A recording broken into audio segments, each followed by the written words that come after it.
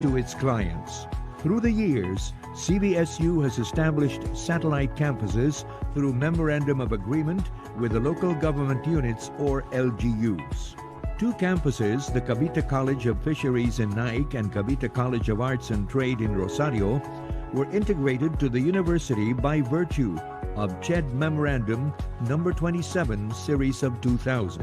To date, it has 11 satellite campuses located in different municipalities and cities around the province, such as Bacoor City Campus, Carmona Campus, Cavite City Campus, T3 Campus composed of Tanza, Trece Martires City, and General Trias City campuses, Imu City Campus, Silang Campus, and the latest addition to the family, the Maragondon Campus. The CBSU system is headed by the University President, Dr. Hernando D. Robles, who is in charge of the overall administration and supervision. Working hand in hand with the University President are the 5 Vice Presidents. The university has been in the forefront of continuously conducting and producing quality researches and innovations in various disciplines. The research agenda of the university focus on 5 thematic areas on which the research and extension activities are anchored: agri-fisheries and food security, biodiversity and environmental conservation, public health and welfare, smart engineering, ICT and industrial competitiveness, and societal development equality. The integrity and credibility of researchers gained the trust and confidence of national and international funding agencies to invest in the conduct of different researchers. Likewise, researchers are given the opportunity to present their papers in local, national, and international arena, and are even encouraged to publish their research outputs in national and international refereed journals. Innovations, new technologies, creative outputs, and intellectual properties are also protected through patent applications. Since 2008, CBSU is the base agency of the Southern Tagalog Agriculture, Aquatic and Resources Research, Development and Extension Consortium, or STARDEC, a consortium fully supported by the Department of Science and Technology, Philippine Council for Agriculture, Aquatic and Natural Resources, Research and Development, or DOST PICARD. CBSU has maintained the National Coffee Research Development and Extension Center, or NCRDEC, that spearheads the planning, establishment, and maintenance of the Coffee Agro-Eco-Tourism Project and produces coffee seedlings and processed coffee products. The university is all out in providing services through the conduct of technology and livelihood trainings, as well as technical assistance for community members. CBSU is also one of the identified partner agencies of the Agricultural Training Institute, or ATI, Region 4A, in its implementation of the Techno Gabay Program, or TGP, in Calabarzon. Through the extension services of the university, ATI gets assistance in establishing farmers' information and technology services, or FIT Center. In a memorandum of agreement signed by the university president and the provincial governor, CBSU has now established the Cavite Water Testing Laboratory, aimed at monitoring the quality of groundwater and surface water to safeguard water security and improve the well-being of Caviteños.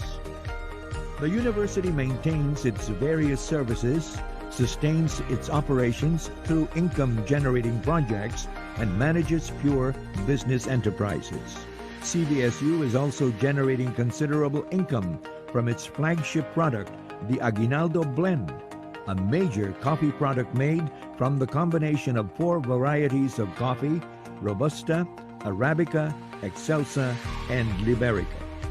CBSU Speak of Transformation highlights the ongoing aggressive infrastructure development to position the university among the top universities in the ASEAN region. The establishment of Agri-Eco-Tourism Park is another attraction that would surely boost the income of the university.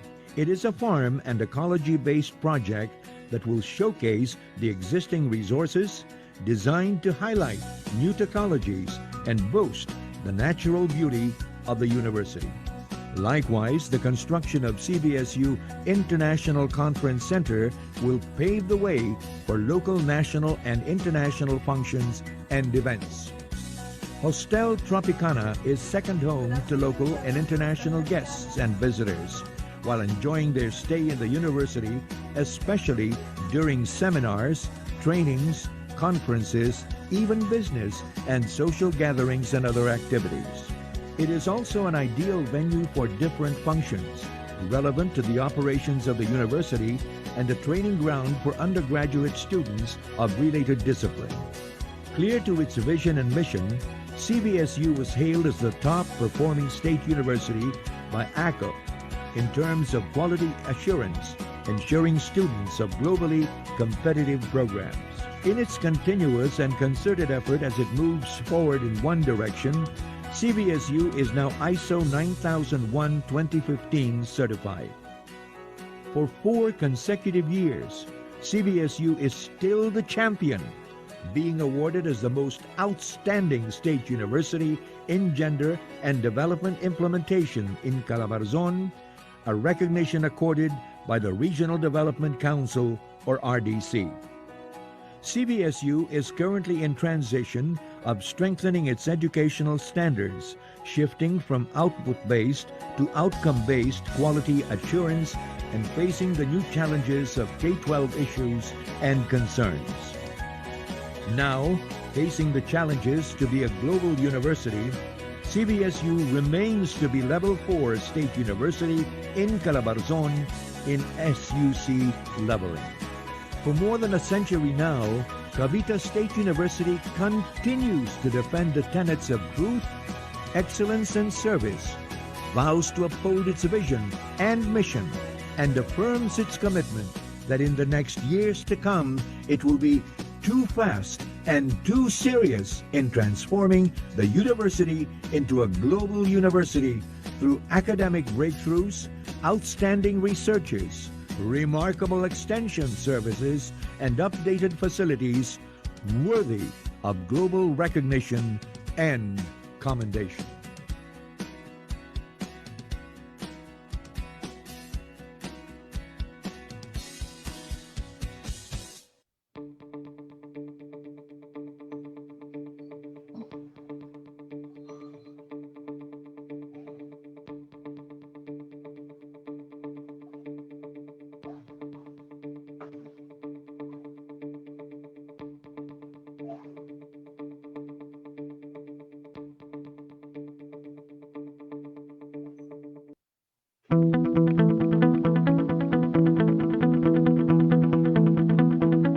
More than 5 decades of public service, more than 5 decades of commitment towards a progressive region, and more than 5 decades of providing innovative S&T solutions.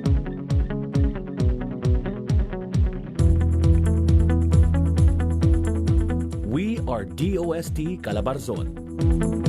DOST Calabarzon is one of the 16 regional offices of the Department of Science and Technology. We are committed to the task of bringing innovative solutions to the doorsteps of every Filipino in Cavite, Laguna, Batangas, Rizal, and Quezon. Through the years, we have developed a catalog of our core competencies, our very own programs and services that bring out the best in us, which allow us to give the best S&T services to you. First in the list are DOST Calabarzon's 7 diverse testing, calibration, and special laboratories, 4 of which are our testing and calibration centers. The Regional Standards and Testing Laboratory offers physico-chemical, microbiological, and halal analysis of water, wastewater, feeds, food, and food products. The Regional Metrology Laboratory provides internationally traceable measurement. The Cavite Water and Wastewater Laboratory determines the physico-chemical and microbiological parameters of water and wastewater. And the Regional Volumetric Calibration Laboratory provides calibration and verification intervals of all measuring instruments used in petroleum products. proving the quality and reliability of DOST Calabarzon's testing and calibration laboratories are different awards, recognitions, and certifications. As part of DOST Calabarzon's continuous upgrading, 3 special laboratories have been crafted to answer to real-life and timely needs. These were made possible through our partnerships with different state universities and colleges here in Calabarzon. Our first special laboratory is the Ideation, Design and Development Laboratory, a creative hub for on-the-job local designers and potential technopreneurs for product development, design, and prototype. The Regional Design and Creativity Hub for Innovation in MSMEs and Education is a new laboratory which focuses on creativity and innovation using 2D and 3D animations specifically targeted for student talents. The Center for Hazard and Environmental Resource Mapping provides authoritative geospatial data and services in all stages of disaster risk reduction and management cycle. Moreover, DOST Calabarzon also prioritizes the promotion of alternative energy through the development of innovations fit for Calabarzon's capabilities. One of these is the in-house developed biogas technology. Since 1994, DOST Calabarzon has been promoting recovery and use of biogas as an alternative energy source. Another alternative energy program is the micro hydropower. This can provide water to isolated communities which have no access to commercial electric grid. DOST Calabarzon also specializes in the development of smart systems that aid in key operations of DOST regional and provincial offices and different government and local government agencies. Smart systems pave way for an easier flow of communication through providing a systematic way of communicating, monitoring, and disseminating. These systems include Data Analytics Ready Information Unified Systems, or DARIUS, a collection of mission-critical information tools that aim to centralize filing of relevant documents in day-to-day operations. RX Detect is a multi-component software application developed to enhance the monitoring of RX box units by gathering and transmitting reports. DOST Calabarzon's smart systems merge with another core competency focused on disaster risk reduction and management. Being the vice chair for disaster prevention and mitigation, DOST Calabarzon proves its commitment to enhance the disaster preparedness of Filipinos by crafting DRRM initiatives using smart systems. Local Government Unit Information Dissemination System, which aims to help increase public awareness on need-to-know information from the local government. Hazard Notification Dissemination and Awareness produces timely weather and earthquake bulletins through the hydrometeorological sensors installed in different parts of the region. Sensing environmental parameters through telemetry enhances water quality monitoring and assessment. Sentry deploys sensors, detects water level, and disseminates bulletins and advisories. Food safety is another aspect which DOST Calabarzon claims expertise in. We spearhead the capability of DOST food safety teams nationwide. Aside from that, the regional office chairs the Food Safety Interagency Program, a group of organizations raising the global competitiveness of the food industry here in Calabarzon. The Food Safety Regional and Provincial Team also provides technical assistance through the Food Safety Demo Company. They also help upgrade street food vending practices and conditions.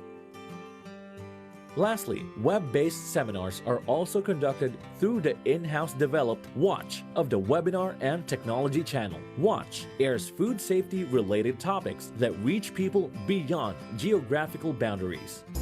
Lastly, recognizing the potential and strength of agriculture in the region, DOST Calabarzon also specializes in research and programs on commodity-based innovations.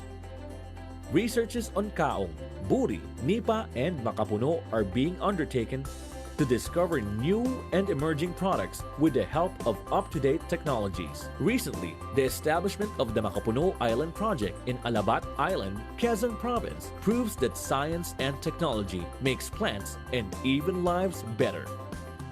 Together with the region's core competencies, our regular, rollout, and innovative programs complete the package in order to give a holistic science and technology service to the Calabarzon region.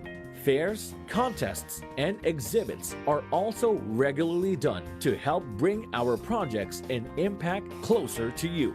A testament of our commitment to service are our numerous awards, certifications, and recognitions. DOST Calabarzon has been awarded with the following: ISO 9001 2015 certified, Prime HRM Level 2 compliant, Philippine Quality Award Level 1 recipient, and for 3 consecutive years, DOST Calabarzon is the best DOST regional office. These and more solidify our brand as the prime innovator of science and technology, which is striving to make a difference in the lives of people here in Calabarzon. We bring science closer to your business, your schools, your communities, your homes, and into your lives. This is the Department of Science and Technology, Calabarzon, and we strive to bring science closer to you.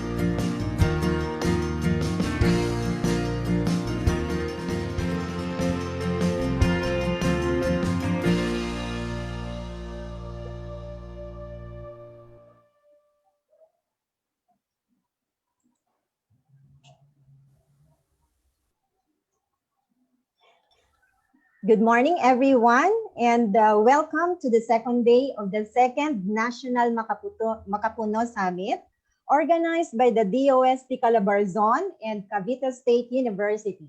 I am Agnes Francisco, your facilitator for this morning's plenary talks. Foremost, we would like to acknowledge all the participants present in this Zoom meeting room and our viewers via live streaming at Cavite State University Facebook page. Since day one of the summit, our dear participants have been so supportive of this event, representing the following educational institutions, government agencies, and private industries here and abroad. From educational institutions, we have participants from the University of Hawaii, Batangas State University, Occidental Mindoro State College, President Ramon Magsaysay State University, University of Rizal System, Southern Luzon State University, Sulu State College, Binyan Integrated National High School, Sacred Heart Villa High School, Santiago National High School, Philippine Science High School from the Southern Mindanao Campus, and Central Visayas Campus, and of course, Cavite State University. From the different government agencies, we welcome this morning participants from the Bureau of Plant Industry, Bureau of Soils and Water Management, Commission on Higher Education, Department of Agriculture, Department of Science and Technology, Philippine Coconut Authority, LGUs of Quezon Province as well as Maragondon, Cavite, Office of the Provincial Agriculturist of Batangas, Misamis Oriental, Rizal, and the Municipal Agriculture Office of Amadeo and Alfonso, Cavite. There are also participants from private industries like CAA Suites Enterprises, General Applied Technology Corporation, Lionheart Farms, Nadel Food Products, and Sunlight Foods Corporation. We also recognize the staunch presence of our plenary speakers and distinguished officials and guests. As we are commencing today's plenary sessions, I would like to gently remind our participants of the following. So the first one, attendees who are using their laptops may maximize viewing access by clicking the option button at the top portion of their screen and selecting the side-by-side mode. In case of technical difficulties or disconnection, just please click the provided link sent to your respective email to access the webinar room again. Any form of audio and video recording is strictly prohibited. So for your questions, please type them under the Q&A option And attendees who may have the same question with other attendees may upvote the question by clicking the like button. For your other concerns, just type them under the chat option. And your response to the evaluation form towards the end of today's activities will be used in preparing your certificate of participation. Thank you very much. Okay, so equally informative and interesting topics as those shared by our resource speakers on day one, today's plenary talks revolve around the current status of embryo-cultured Makapuno in the Philippines, its economic and health potentials, and a dose of Makapuno-inspired success stories from a farmer and an entrepreneur. But before we get to proceed to this morning's plenary, let's take a few minutes of your time for yesterday's activities recap. And this will be followed immediately by the invocation. So ladies and gentlemen, let us all watch this.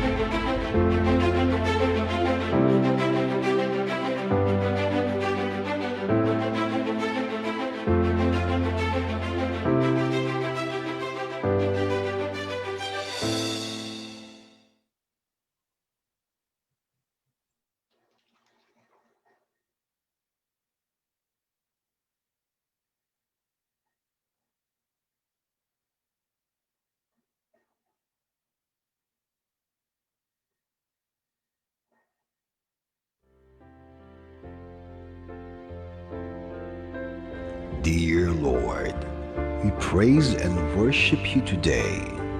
You are exalted in our midst. We ask for forgiveness for every sin we have done. Have mercy on us, our Father. As we start our program today, let your guidance and protection be upon us. Send your Spirit to us and give us wisdom. We thank you for all the blessings we have received. We also thank you for the lives of the people in this place. Be glorified in everything we do. In your name we pray.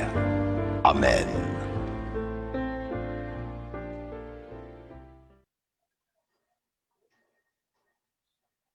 So good morning once again. And we are now to begin today's plenary session. To start off, ladies and gentlemen, to present to us the current status of kabuwig and embryo cultured Makapuno or ECM in the Philippines. Let us all welcome Ms. Maria Buena A. Ubaldo, Science Research Specialist 2 of the Philippine Coconut Center of Albay Research Center. Good morning and welcome, Ma'am Ubaldo. Yes, can I share my screen now? Yes, ma'am, please. Thank you.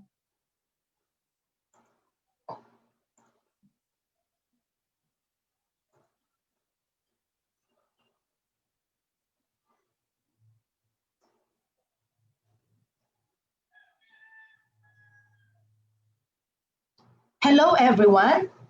I am Maria Buena Ubaldo from the Philippine Coconut Authority, presenting to you the current status of kabuwig and ECM in the Philippines. Makapuno is a mutant coconut, specifically born by Laguna tall variety. The traditional Makapuno bearing Laguna gives 0 to 25% Makapuno yield, where the Makapuno is considered important and of high commercial value, both in the local and international market. So why there is a need to develop the Makapuno industry? Makapuno is produced basically for Makapuno meat, which is being used for food industry. Makapuno is treated as delectable dessert and used in number of food recipes such as cakes, pastries, and ice cream. It could be used as a coconut variety for buko, where the 6 to 8 month old nuts is the young and tender stage, best to be used as drinks. Young Makapuno nuts are still soft, even if these are about 8 months old.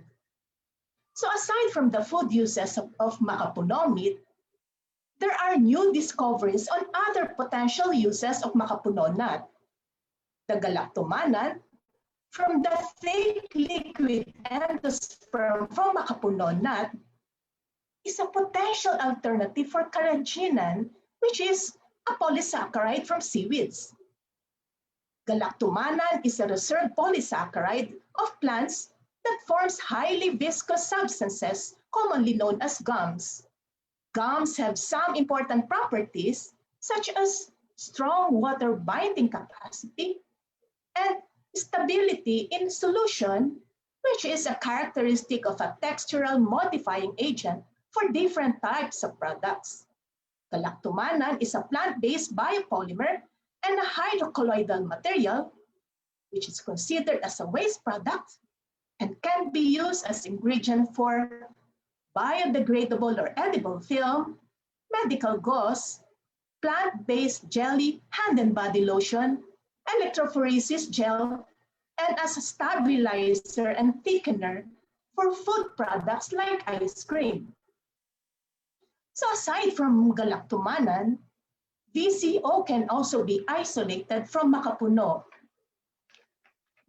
So the slide shows the local market for Makapuno, which includes both the primary and the secondary processors. Makapuno nuts are either sold directly to the processors or via a buyer who is connected to a processor. The primary processors are the ones buying the nuts from the farmers and either process the nuts into finished products and sell or export them, or they supply the secondary processors. The secondary processors do not deal with the farmers anymore, but buys from the primary processors. The Global Food Solutions Incorporated is a sample of a secondary processor who noted a total Makapuno requirement of 32 metric tons, or approximately 64,000 Makapuno nuts, which is attainable from 1,067 ECM pounds. The demand of the international market in 2017 required about 208 metric tons, which is approximately 416,000 Makapuno nuts. This would mean the need for 6,933 ECM pumps in order to meet this demand. The Makapuno embryo culture technology was developed by Dr. by the late Dr. Emerita de Guzman of UP Los Baños and improved by the PCA Albay Research Center Tissue Culture Team headed by Scientist 4 Erlinda Pirillo, made possible the production of planting materials that will improve the Makapuno nut production and eventually provide Makapuno nuts for the Makapuno processors. The use of true-to-type Makapuno planting materials produced via embryo culture technology ensures supply of Makapuno nuts from 75 to 100% of the total yield. The Philippine Coconut Authority, specifically PCA Albay Research Center, spearheaded in 1996 in the commercial production of Makapuno planting materials using embryo culture technology with funds from DOST and Philippine Council for Agriculture, Aquatic, and Natural Resources Research and Development, together with other PCA-based laboratories in Zamboanga, Davao, PCA Regional Office in Palo Leyte, PCA Provincial Office in Santa Barbara, Pangasinan, and Cavite State University in Indang, Cavite. The project aims to make available the Makapuno seedlings to the farmers, and in the long run, increase the hectareage planted with this high-value crop in the country. So aside from the laboratory at PCA Albay Research Center, the other PCA-based laboratories that are still operational includes the laboratory at PCA Zamboanga and the Davao Research Center. The other government and private Makapuno embryo culture laboratories that are still operational in the Philippines include the laboratory of Philippine Coconut Research and Development Foundation, or PCRDF, University of Rizal System, Cavite State University, UP Los Baños, Department of Agriculture, Lipa Agricultural Experiment Station, Angel's Paradise Plant Nursery, Visayas State University, and Davao Micropropagation. The existence of these laboratories will cater the needs of the coconut farmers for ECM planting materials. A total of 48,789 ECM seedlings were produced from 2013 to 2020 by 6 government laboratories at PCA Albay Research Center, PCA Davao Research Center, Visayas State University, University of the Philippines, Department of Agriculture, Lipa Agricultural Experiment Station, and PCRDF. However, these 48,789 ECM seedlings produced by 6 government-operated ECM laboratories is only 43% and not enough to meet the demand for Makapuno seedlings of 112,500 ECM noted in 2009. There is also a need to locate the growers of ECM with 50 and above ECM stand and provide this information to the primary processors where to get the Makapuno nuts so that in the long run, these primary processors will be able to provide the demand for processed Makapuno by the secondary processors. The PCA-managed ECM demo farms include those located at PCA Albay Research Center with 506 farms, Zamboanga Research Center with 156 farms, and Davao Research Center with 1,146 ECM farms. Therefore, a grand total of 1,808 PCA-managed ECM farms. Privately owned Makapuno plantations in regions 1, 2, 3, and National Capital Region was identified with 2,045 ECM farms. In Region 4A, Quezon Province has the most number of farms, totaling 8,977 ECM farms, followed by Laguna with 7,344 ECM farms. Region 4A, Batangas, with 2,419 ECM farms. Region 4A, Cavite and Rizal, with 890 farms. with a grand total of 19,630 ECM palms from Region 4A. Regions 4B and 7 with 978 palms. In Region 5, Albay has the highest number of palms among the 6 provinces of Bicol Region with 11,107 palms, followed by Camarines Sur with 3,089 palms, and Sorsogon, Camarines Norte, Masbate, and Catanduanes with 4,654 ECM palms, with a grand total of 18,850 ECM palms from Region 5. Region 8 has 1 farmer owner with 75 ECM palms from the province of Leyte. Region 9 has 1,000 palms, Region 10 with 5,395 palms, and Region 11 with 3,312 ECM palms. The private owners of ECM farms in Region 12 were also identified with a total of 4,539 palms. Several farm owners in Region 13 were identified with a total of 2,757 palms.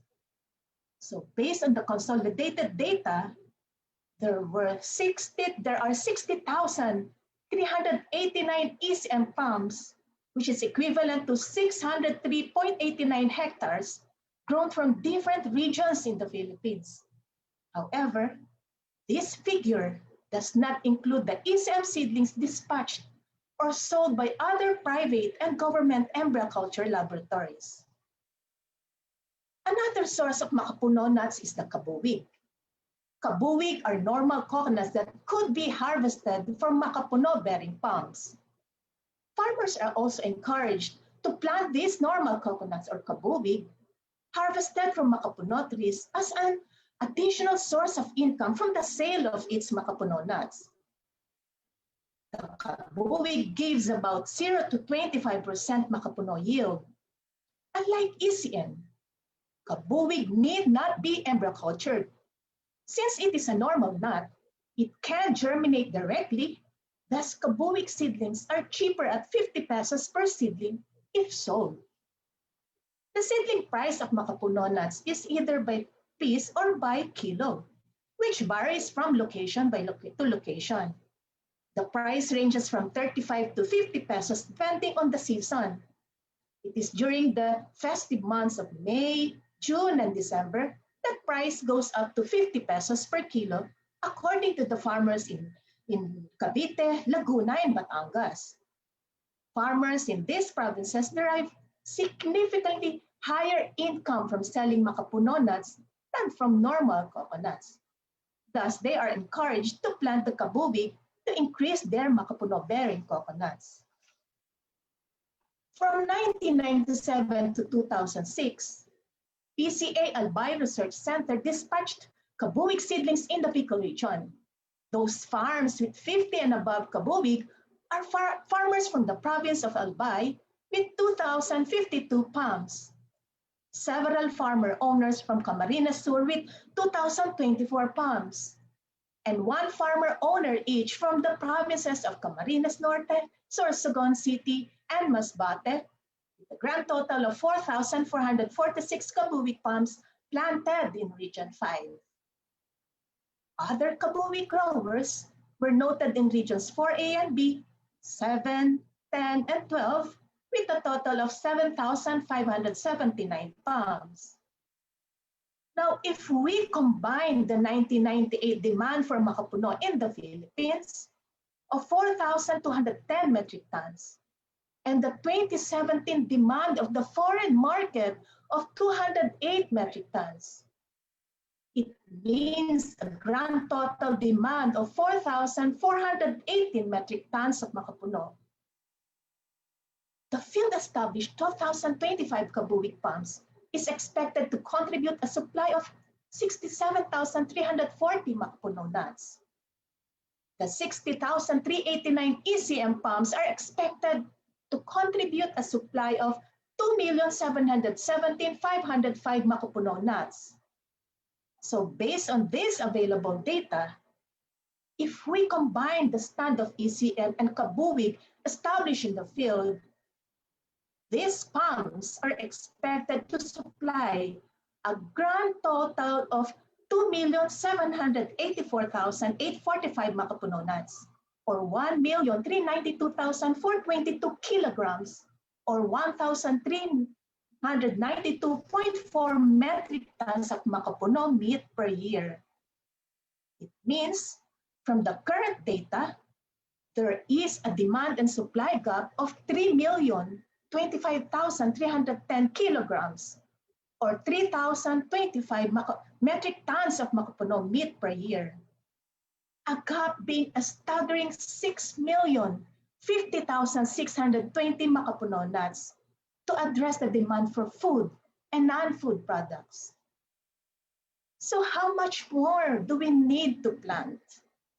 It means that this number of nuts will be attainable if we plant an additional 100,844 ECM palms, which could be doubled by this time because the demand for Makapuno in the Philippines and abroad could have doubled due to the emerging food and non-food products from Makapuno.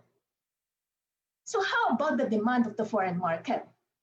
It could also be more than 208 metric tons as noted in the 2017 UCAP data.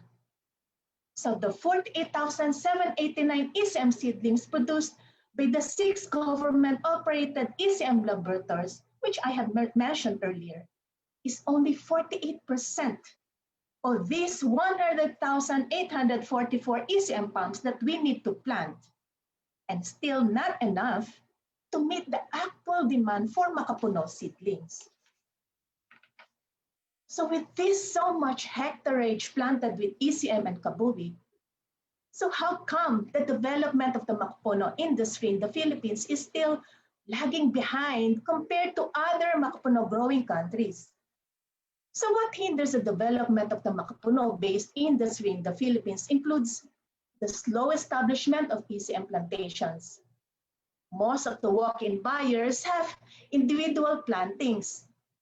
There are few big plantations. There are also few private takers of the technology, probably due to low level of awareness.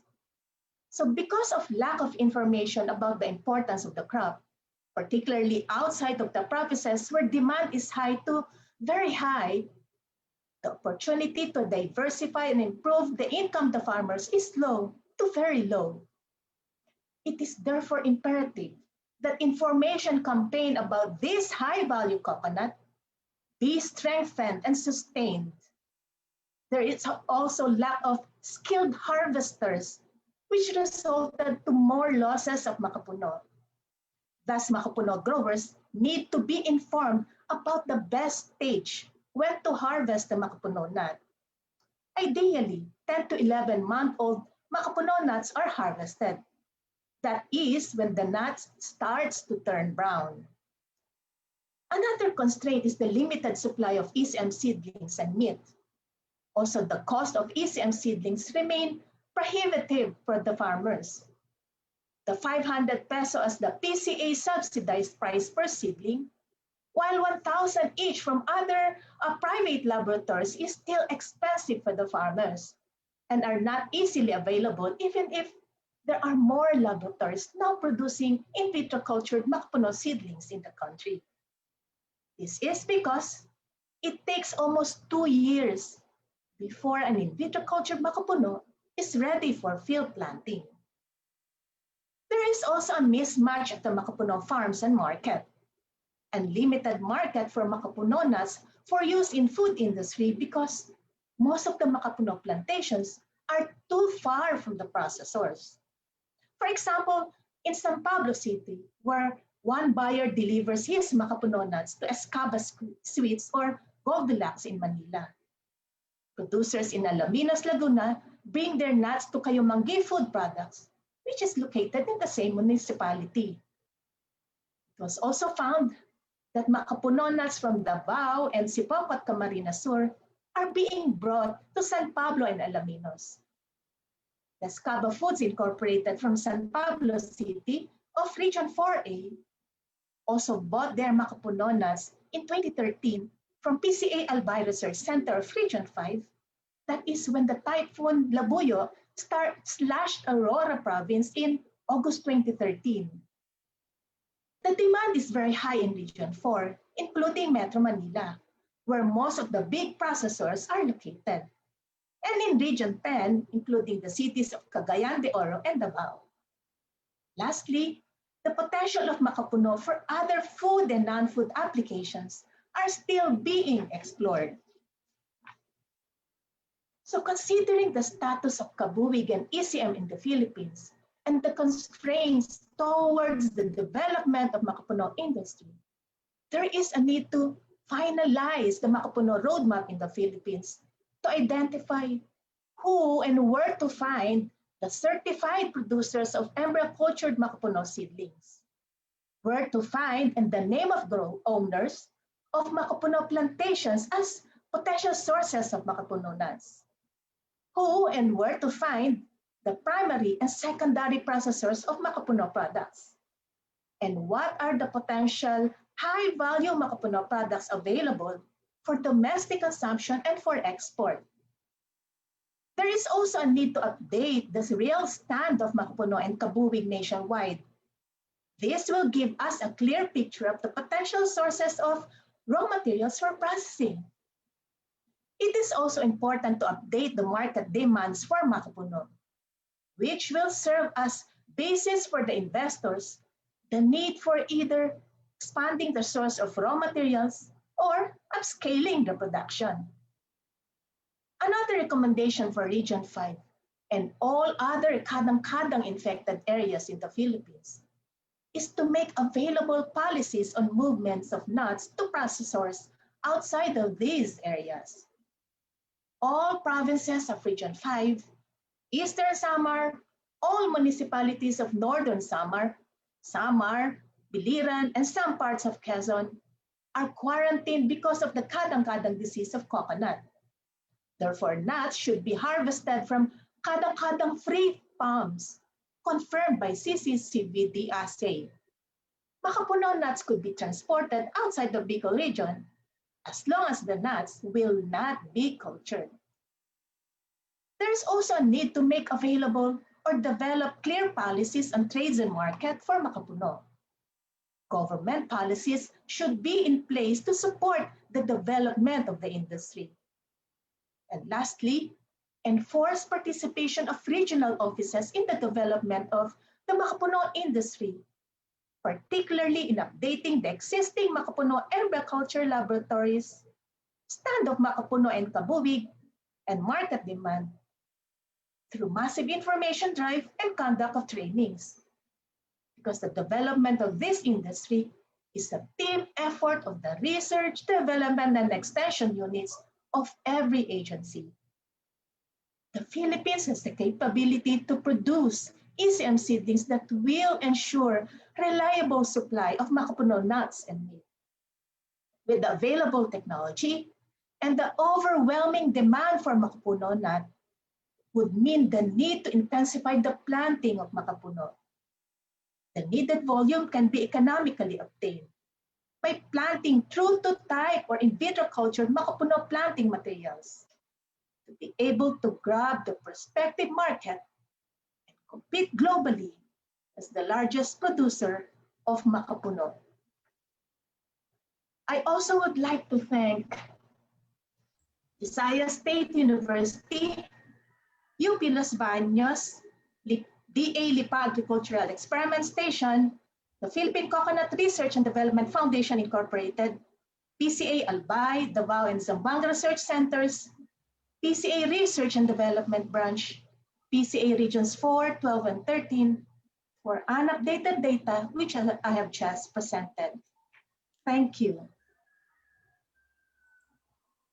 Thank you very much, Ma'am Ubaldo, for encapsulating everything about kabuwig and ECM status in the Philippines. That's so informative, Madam. And we thank you of how you were able to map out the current status of those agricultural products. At this point, we may now proceed to the question and answer.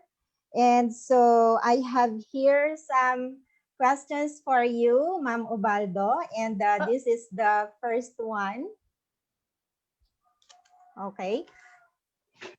The question goes, given the constraints identified for this industry, how do PCA and other related government agencies respond to these issues and concerns? Ulit po, given the constraints identified for this industry, how do PCA and other related government agencies respond to these issues and concerns? Okay, thank you for the question. And for that, actually PCA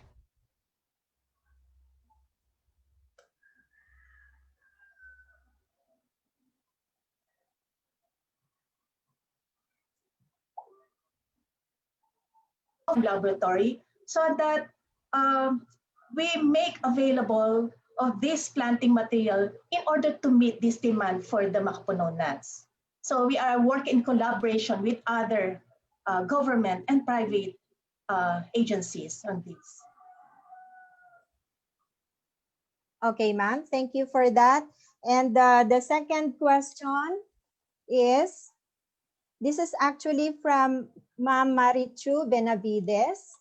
The question goes, how's the condition of Makapuno trees in Albay, Catanduanes, and Camarines Sur after Typhoon Rolly?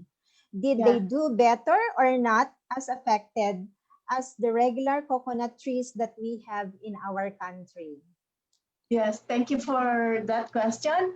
Actually, we haven't really updated the current stand of this ECM and Kabuik in the Bicol region after series of typhoons that struck the Bicol region. So that's why I included in this plenary paper or presented here that there is really a need to update this stand of the Makapuno and the Kabuik. Okay po.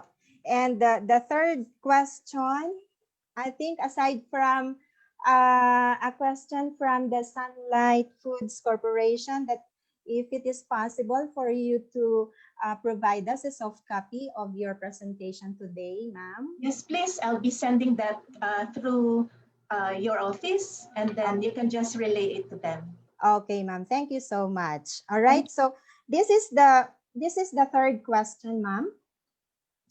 For you as a researcher, how far has the technology of Makapuno in the Philippines gone in terms of its development?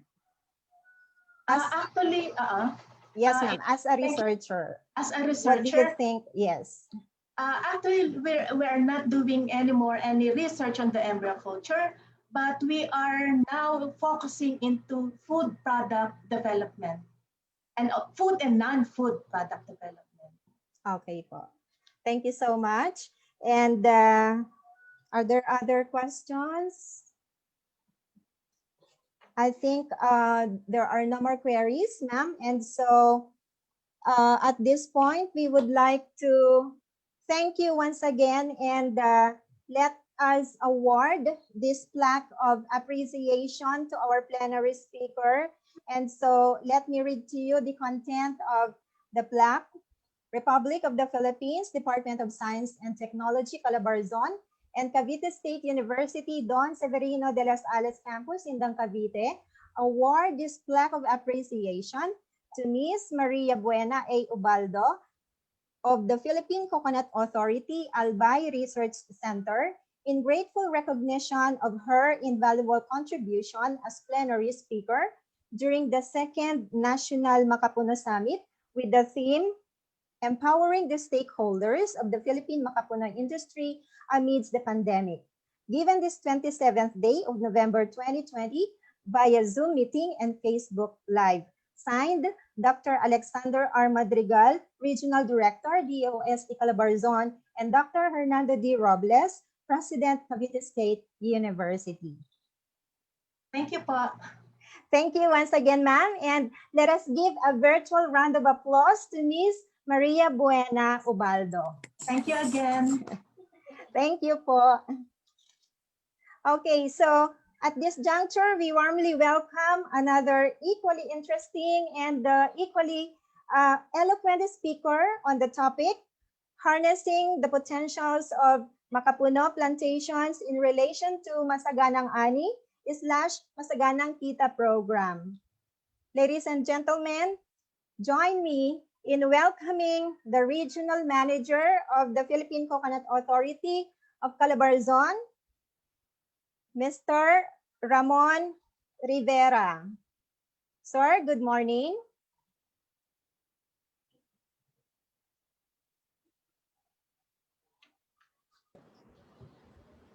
Good morning.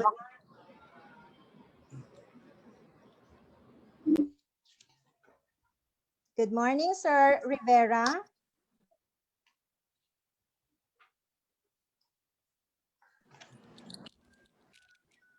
Nasaan ako dito? Yes, sir. Nandito po tayo lahat sa Zoom meeting room. Kita po si RM. We are experiencing some difficulties because of the simultaneous. Oh, that actually Okay. happened, Can you see me now? sir. Okay. Okay. We are using the cell phone. Okay, There sir. is we have a simultaneous virtual meetings. We have the coconut industry stakeholders forum for Palawan. At the same time, we have the NCFRS and SAT meeting. Okay, sir. So talagang simultaneous. Multitasking po tayo, sir. No. Dr. Madrigal.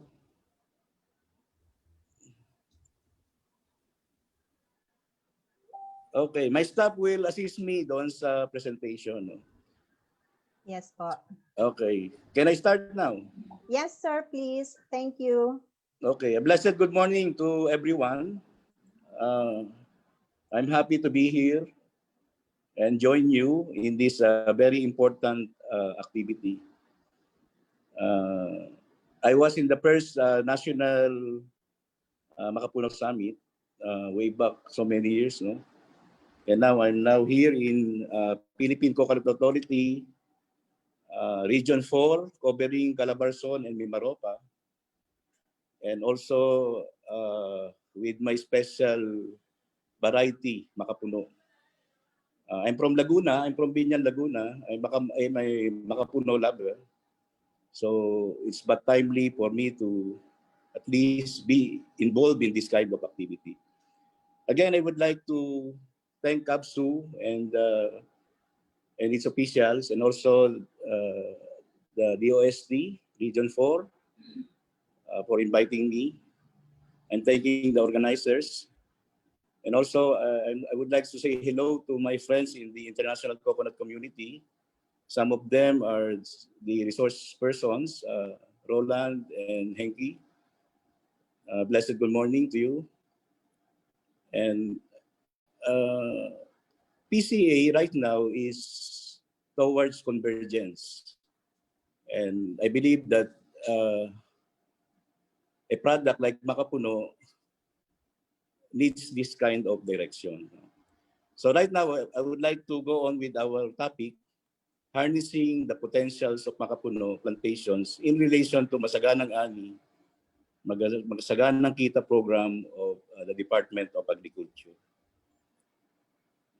I'll be discussing some points, no, coconut genetic collection, the embryo, touching on embryo culture, Makapuno technology, and the meat of the presentation, comparison of income from various coconut forms and products.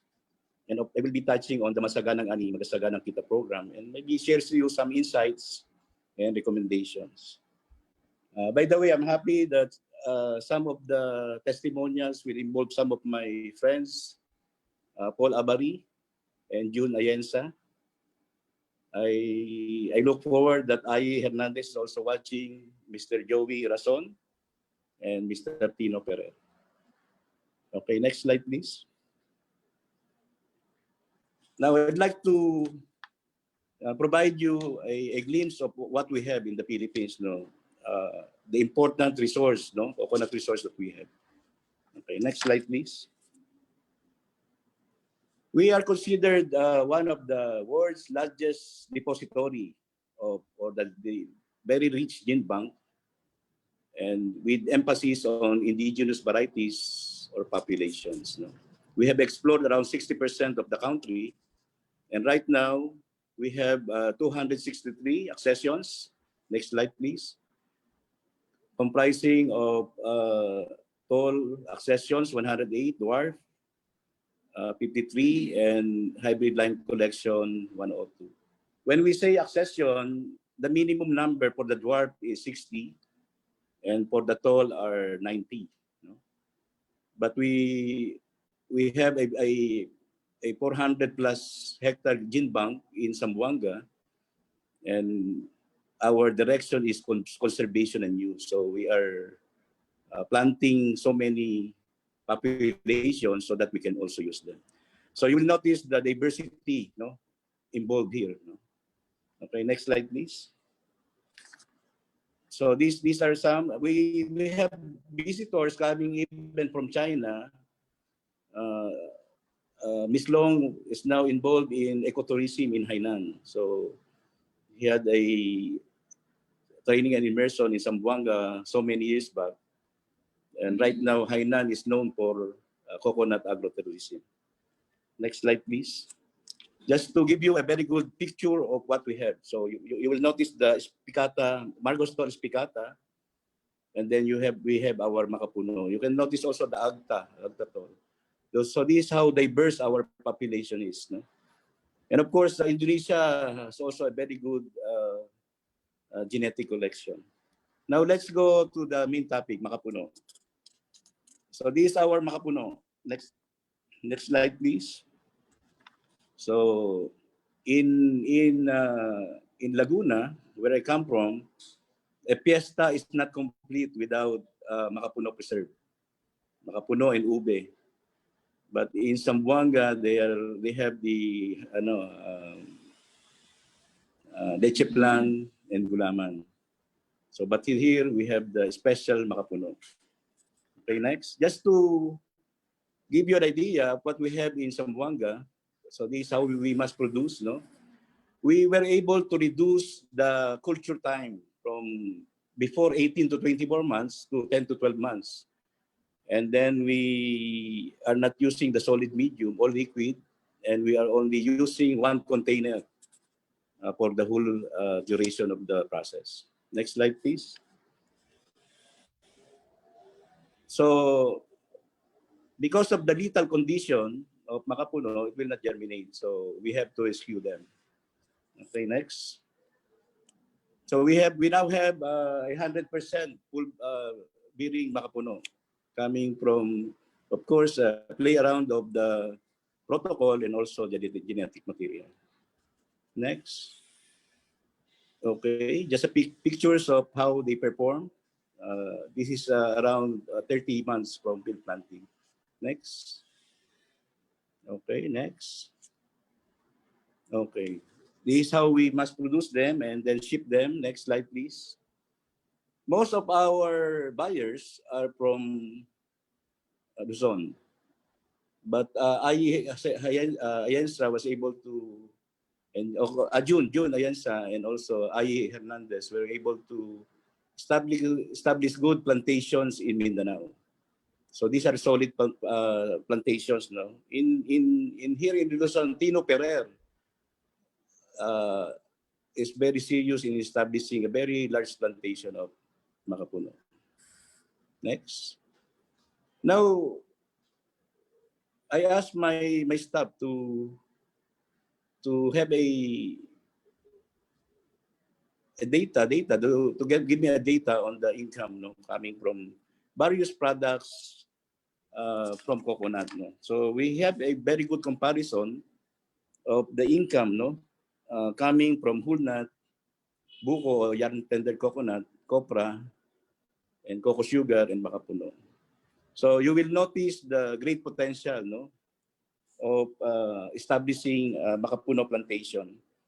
Actually, this is related to the Alabat Island Makapuno project, wherein there is a Makapuno agribusiness program. No? So I'll discuss it later. The next slide, please. So these are some of the assumptions made. No, it's only 100 pounds per hectare, so that they will accommodate intercrops during the waiting period. So the assumption is only 8 nuts. Okay. The assumption is 8 nuts, only 8 nuts per nut. No? And then these are some of the generated information on how the income was derived.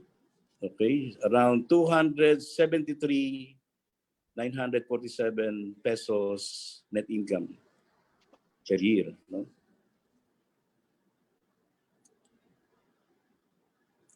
Actually, this is a 50-50 profit sharing for the overseas Filipino investors. So up to year 15, no? But then after that, it will be solely owned by the farmers. So an income of around 273,000 per hectare per year is assured for the farmers. Next, please. So the waiting period, they have to, of course, plant intercrops in between. Next. And in doing so, they will be deriving this income. But of course, they cannot produce it the whole year round, no? But meaning the whole duration, no? But at least they have opportunities to, while on the waiting period, to at least gain income while waiting for the full maturity of the Makapuno funds. So in summary, this project will produce 4 to 9 times higher income compared to copra. We are not against copra, but at least we need to also provide very good income to our farmers, options, very good options for farmers, so that they will really earn. There are some progressive farmers that can really go into this kind of activity, entrepreneurial activity. So it is subject to more or higher income, of course, if there are opportunities for processing, value adding. Okay, next. I'm a plant breeder, so I look back at the assumptions. My wife is also an economist, so we always discuss about assumptions. But if I can really make my plantation very productive using very good genetic materials, I can produce more. I can play around with the planting system so that I can have higher density per hectare. And I can also provide good inputs.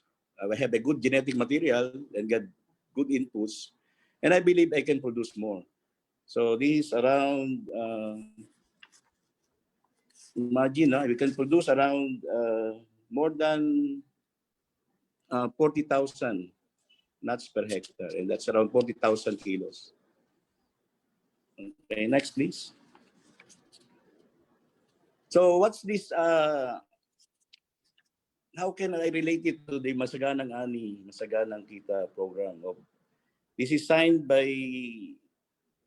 Dr. William Didar, the former director of ICRISAT, and he really wanted to make a very good direction for the Department of Agriculture. And it jives well with the Makapuno entrepreneurial activity. So in here, the vision is a food-secured Philippines with prosperous farmers and fishers. And this is towards of doubling is towards doubling the income of small farmers and fishers within 5 years. So if I will be establishing my Makapuno now, it jives well with this program. Okay, next, please. To do this, it is anchored on the following. In the 1987 Philippine Constitution, there should be a more equitable distribution of opportunities, income, and wealth. No? There should be a highly productive and competitive agriculture, industry, and service sectors. No? And there is a need to promote the well-being of farmers for them to really earn more. No? So again, next slide, please. How to do this? No, this is the new thinking now, and I would like to concentrate on some points. No, because of course we need a higher budget. We need higher budget and investment for agriculture. In this time of pandemic, it is actually a plus factor that we are now going back to agriculture. And agriculture, based on the reports, no, even from the discussions yesterday, is the only positive gaining in all the industry in the Philippines. So we need to go back to agriculture. And then, but we need higher budget. We need higher investment in agriculture. And we also need very good legislative support, no, in this endeavor. Next. So we know that we need to have, this is the pillars, no, of this industrial strategy. It should be inclusive, science-based, and we have the science, we have the technology. It should be market-oriented. Right now, the Makapuno industry is not like that. It's still a backyard plantation, no, backyard growing, no, here in the Philippines. But some progressive farmers are now into a market-oriented enterprise. So, and then we need to be resilient. Climate change is here, but we need to do a lot of things, no, to adapt to this condition. Next slide, please. Okay, so there is now a very good DA-wide policy initiatives, no. For us in the Department of Agriculture, even within PCA, there's really a need to review and update the agency-wide rationalization plan. Some are telling that this is a rational plan, but we really need to look back on how our services are really given, no, with the present situation. We need to look back and really plan out what we need to do, no, in this in the updating, in the strengthening of every organization. Another is the strengthening of this private-public partnership, which should be really the focus, no, especially for the market. And the development of corps of farmer managers. We need managers, true managers, no, not just popular persons, but true managers that really have the skills. And we need to really adapt quality standards and performance. And this is the reason why we have the regional forum, provincial fora, to really converge with all stakeholders, no, to really design our products, our programs into a globally competitive one. Next slide, please. Now, for some insights and recommendation, in the early 1990s, when I transferred to PCA as a breeder, no, I'm not really a horticulturist, no, I'm a agronomist. But when I transferred to Zamboanga Research Center, I saw a lot of opportunities for distinct materials. The first one is the aromatic green dwarf. They call it Amhom or Namwan, the two variants, and also Makapuno. I met scientists, no, working in this field. A lot of them are frustrated. Frustrated that because of the support is limiting, And then there is really not much recognition from the management. I even asked my boss that I will concentrate also in Makapuno. But he told me that, Mon, our problem is the 1 million hectare senile coconut plantation. And we need 240 million planting materials. The answer to the Makapuno industry is only 50,000 hectares, which is true. So concentrate on the 1 million hectares. But I did not listen to him. No, I started working on the sideline on this Makapuno. I was able to talk heart to heart with Mrs. Linda, Ma'am Linda, and I know that she is now here. You know, Ma'am Linda Rillo. She has been working on Makapuno in Albay Research Center. And I told him that for you to be recognized, why not bring out your materials outside the Bicol region? Because Bicol is a kadang-kadang area, so you cannot move out your materials. And it's a blessing that he was given a very good support by PCAR DOST, that he was able to establish satellite laboratories all over the country that are now mass producing Makapuno. The technology was developed, and now she was able to be awarded for that, and she became a scientist for. Congratulations to Ma'am. Then also, I also met people from BISCA, that was BISCA before ngayon, Visayas State University, working also on Makapuno. But they are using the Albuera green dwarf. Albuera green dwarf by Makapuno. And then they are producing very small nuts. We call it Coco Niño, but with Makapuno traits. No? So I challenged them that why not use bigger dwarf varieties like Katigan and Takunan. So right now there are now insect varieties, registered varieties with BMAC series. So it's a cross between Takunan and Makapuno and Katigan and Makapuno.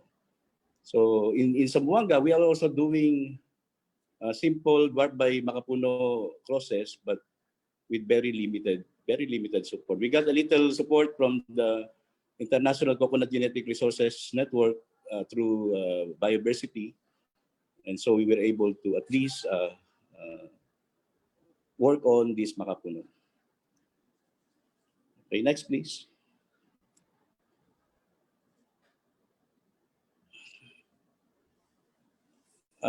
Ms. Boots Aresa presented the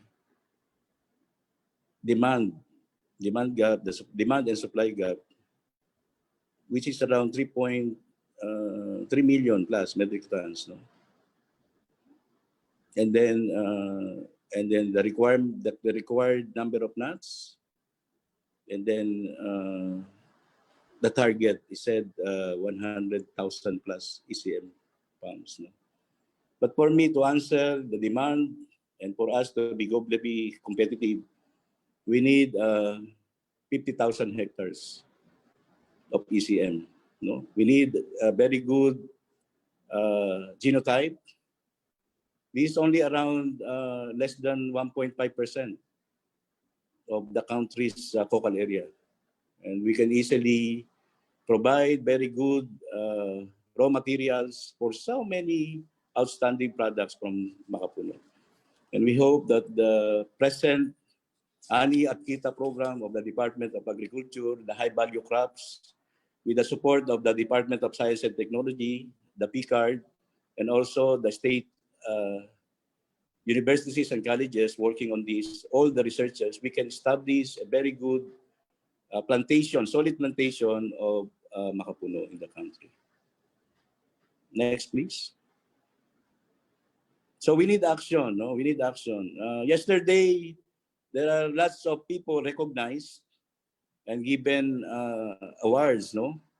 And I would like to mention Director Madrigal, who had been very, very serious in this Makapuno. And also the contribution of Ma'am Linda, and also the staff from Albay Research Center, Christy Cueto, Butch Aresa, and the rest of the ladies there who have been working hard together with all the other private agencies that are working on Makapuno. So we need champions, no? And some of the champions were given, recognized yesterday, but we know that there will be new champions that will emerge to really focus on this. A lot of countries abroad, maybe except Indonesia, uh, have been concentrating on specific varieties, and they have been commercializing the products from these varieties. In the Philippines, we have so many distinct varieties that has commercial potential, and you will notice that Thailand is very good on this, but they have very small area for coconut. But they are very good they have a very good vision on how to commercialize distinct products, how to really derive uh, outstanding what's this, profit or what, to gain a lot from their materials. I hope that the mindset or the perspective of our leaders will be on the same wavelength, no? And we hope that they will be later on champions. No? Now we need also to converge. No? There is a convergence of resources. No? SEUs, the local government units. No? Uh, we need to really help each other. The private sector. We need to really put our acts together for this. No? Let's see the real commercial value of this important product coming from the Philippines. In closing, I would like to share with you this quotation by Robert Kennedy. There are those who look at things the way they are and ask why. I dream of things that never were and ask why not. A very good morning to everyone. Thank you.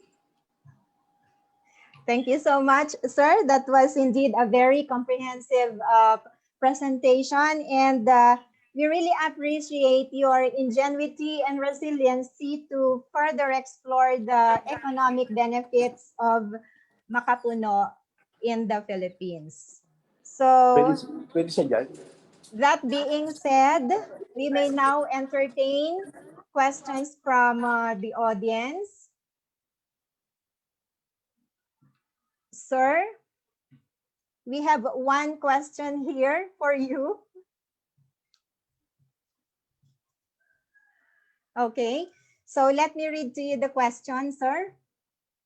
Given the current pandemic, are there challenges posed by this as far as the production of Makapuno, the development of Makapuno products, and the income generation out of these products are concerned?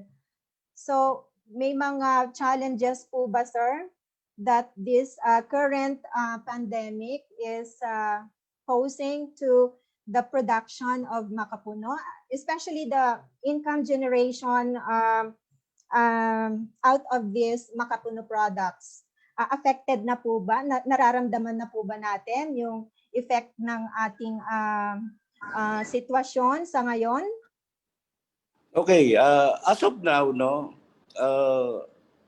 at the initial stage, it's the movement of people, the movement of materials that are really affected by this pandemic.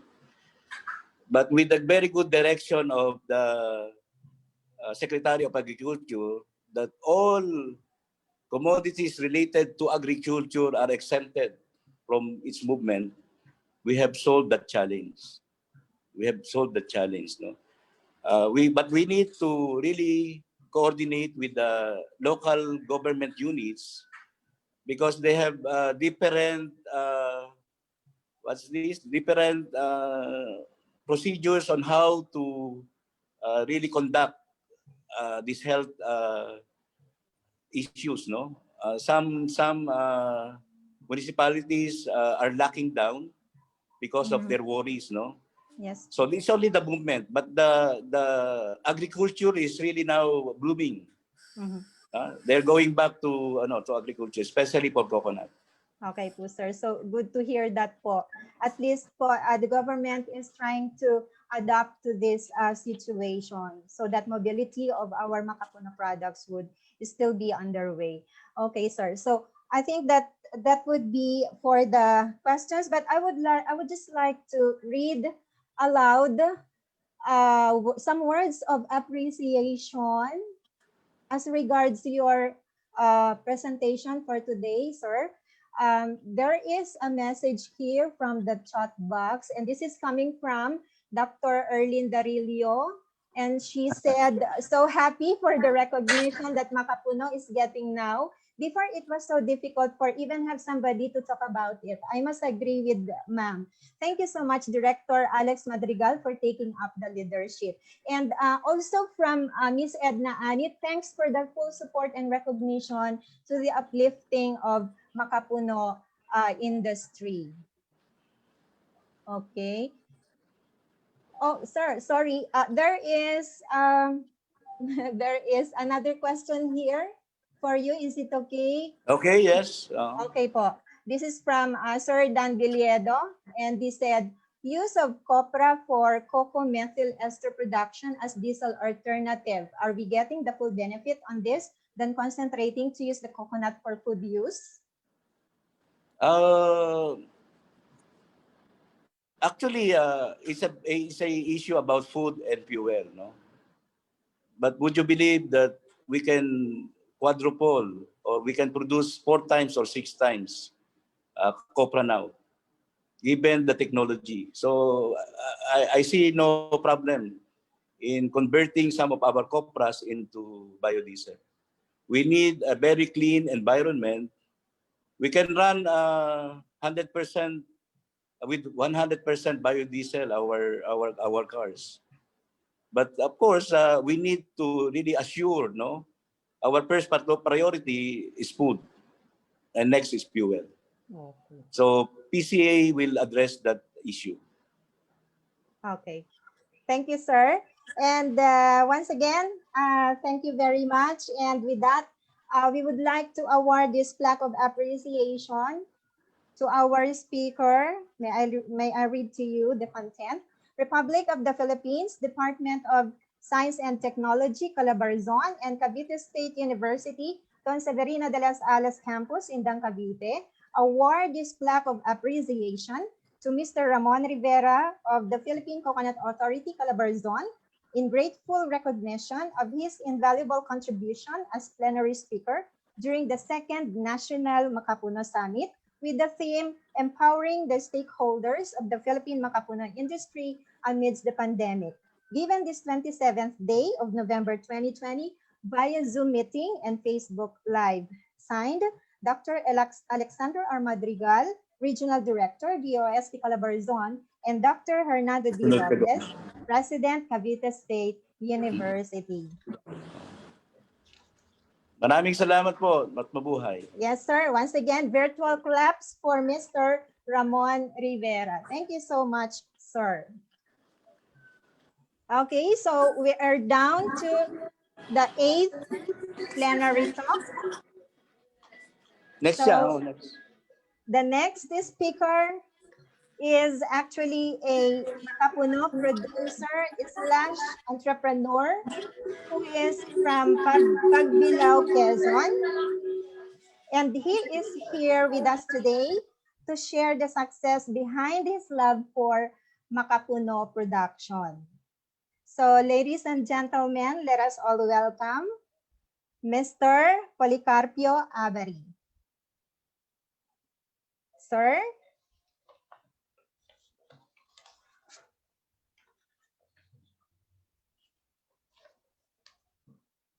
Kita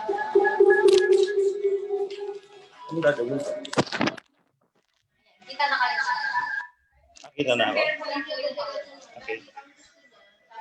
Sir, dun kayo kasi mag-feedback. Mag-uusap lang. Once again, Mr. Policarpio Avery. Yes, good morning Good morning everybody. po. Yes.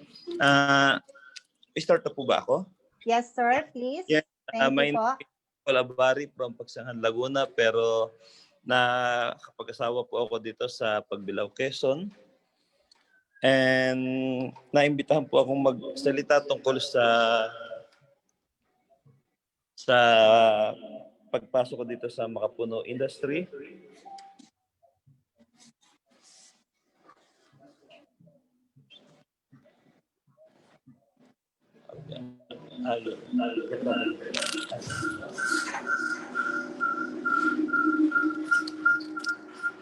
Tinanong ko na sa akin, pwede.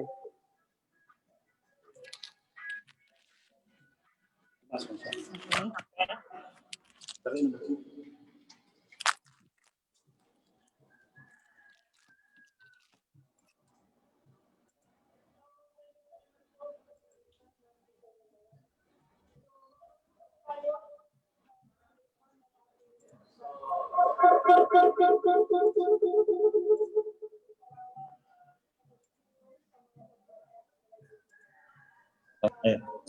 Yes, as I was saying, May echo po, sir. May echo po. nag-echo daw eh. Echo, sandali po lamang. Okay na po, sir. Okay na po. Okay na. Okay na daw. Yeah. So, as I was saying, nag-start po ako sa Makapuno as I was a son of a coconut farmer. Nakita ko po yung potential ng Makapuno at sabi ko ay sarili ko na kung nyug lamang ang aking asahan ay baka medyo matagalan ang pag-asenso sa buhay. So, I prepared to plant Makapuno dahil nakita ko na mas mataas ang kanyang presyo at saka ang kanyang value. Ang problema ko lang po dito sa aking pagpuproduce ng Makapuno ay medyo mahal po yung seedlings. Pero so nahihirapan yung ating mga common farmers para maka-purchase ng seedlings. Other than naman po sa pagtatanim ng Makapuno, ang maintenance naman po ay parang normal na nyug lamang, kaya wala po ako nakita ibang problema sa bagay na yon. Sa income naman po ay more than 4 times ang increase ng income pagka po nag-umpisa ng mag-harvest. Sa production naman po ng mga pang-industrial, ang problema ko lang po pag nagagawa ako ng Makapuno, ibinabattle ko po yung Makapuno ay hindi ko po ma-maintain yung softness niya. Pagka na-overcook siya, tumitigas po yung Makapuno. Yung pong whiteness ng kanyang meat, kung makikita po sa picture, yung product na iba, ay medyo brown po yung aming product. So hindi ko alam kung paano ko i-maintain na maputi siya at hindi tumitigas pag na-overcook. Maganda po ang income kasi po ay other than sa coconut na ngayon ay usually ay 6 to 7 pesos lamang ang kilo. Ang Makapuno po at the moment dito sa area ng Quezon and Laguna ay nasa 30 pesos po per kilo. So maganda po ang presyo. Maliban po doon ay wala po ako ibang masabi kung ano po ang aking maidadagdag na sasabihin. Ang pinaka-benefits ko lang po ay salamat kay Dr. Rillo kasi isa siya sa nag-support sa akin, kay Mr. Mon Rivera na nakatulong din po sa akin sa pangangailangang paghahanap po ng mga planting materials. Wala naman po ako ibang masabi pa. Pero very happy po ako sa product ng Makapuno dahil sa being a coconut farmer, mula po nung umpisa ay minimal po ang income. So nung nag-start na po ako mag-harvest ng Makapuno ay more than 4 times na po ang increase ng aking income.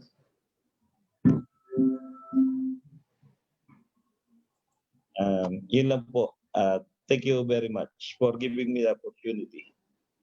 Maraming salamat po, Sir Policarpio. Napaka-inspiring and motivating po yung inyo pong testimonial. And marami pa po tayong time. Siguro po ay we can have some questions from our audience.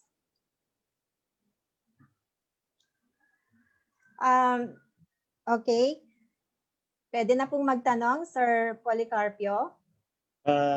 Ako, wala naman akong ano. Ang concern ko lang ay kung paano ko ma-maintain sa mga expert ng Makapuno. Pagka po ako nagluluto ng Makapuno ay hindi ko po malaman kung paano ko i-maintain yung softness. Kasi po pagka yung medyo tumagal yung aking pagluluto ng Makapuno ay tumitigas yung mismong meat. So, para siya nagiging ordinary coconut or bukayo. Pero meron po akong nakikitang mga product na kahit na overcook yung Makapuno ay soft pa rin yung kanyang meat. So yun po ang isang hindi ko malaman kung paano yung technique na yun sa bagay na yun. Okay po. So are there Makapuno experts who are willing to answer the question of Sir Policarpio po? But sir, may request po dito ang Sunlight Foods Corporation. Pwede daw pong makuha po yung inyong contact number. Ayan. So, potential ano po ito, sir? Kung hindi po ako nagkakamali, siya po si Muriong. Si Muriong po ba ang representative? Wala po kasing nakalagay dito, sir.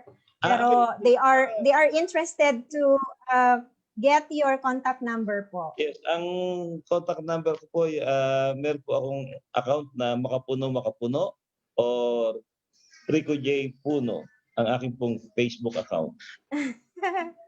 Rico J. Puno, ang ganda naman po. Yeah, pero it reminds me of a famous Filipino singer. Yeah. But para madali po nila contact, kung itatip lang po nila ng Makapuno, makikita po nila din yung aking product. Ayan po. So, meron pong comment po dito coming from Dr. Rilio. DOST Food Section can help daw po. Doon po sa inyong query kanina. Okay. So, may I ask this question to you, Sir Rico Puno? Yeah, Paul. Sir Paul. Ano po yung bukod sa mga potential po na magiging income ninyo out of the production of Makapuno, ano po yung personal na reason kung bakit ito po yung napili ninyong commodity or product na i-develop? Being a farmer son, ay gusto kong sumunod sa aking father na yapak. Pero naisip ko naman na masyadong maliit yung income kung ordinary coconut yung aking product. So ang nakita kong potential ay yung Makapuno. At the same time, ako ay absentee farmer. So dati ako ay nag-aalaga ng mga cattle. Mm-hmm.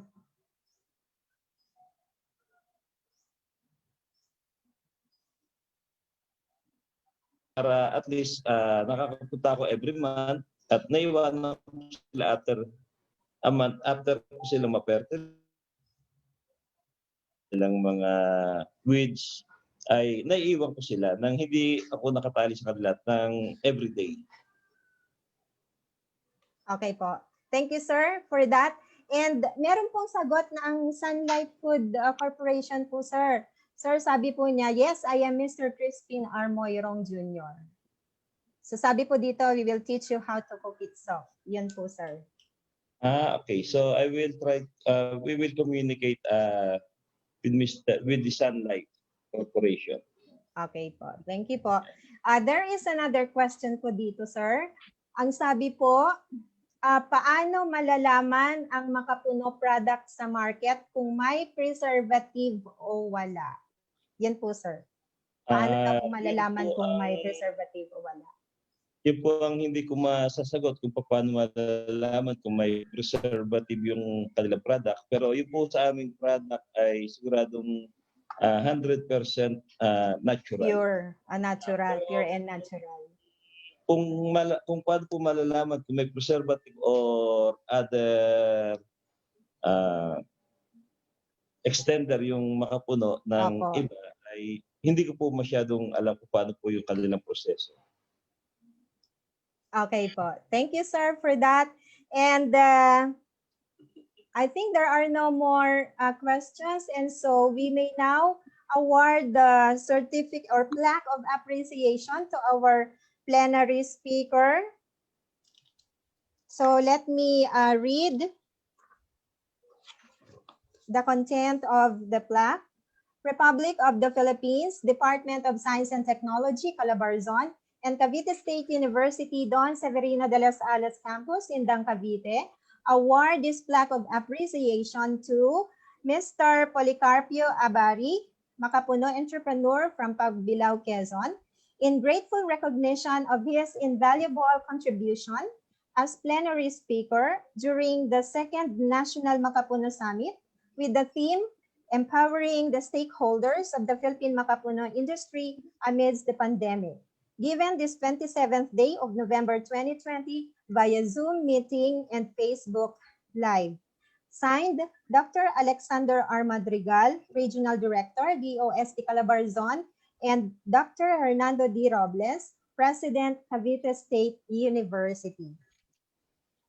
Once again, thank you very much, sir, and thank you for inspiring us, especially those in the grassroots level, such as your fellow Makapuno farmers and micro, small, and medium enterprises. Maraming salamat po, sir. Thank you then for giving me the opportunity to be a guest of the second National Makapuno Summit. Thank you very much. Okay, thank you po, sir. All right, so before we proceed to our 9th plenary talk, we can have a short break and we will be back at 11 a.m. for the next plenary. So we can take a break while waiting for our next speaker, plenary speaker. Thank you very much.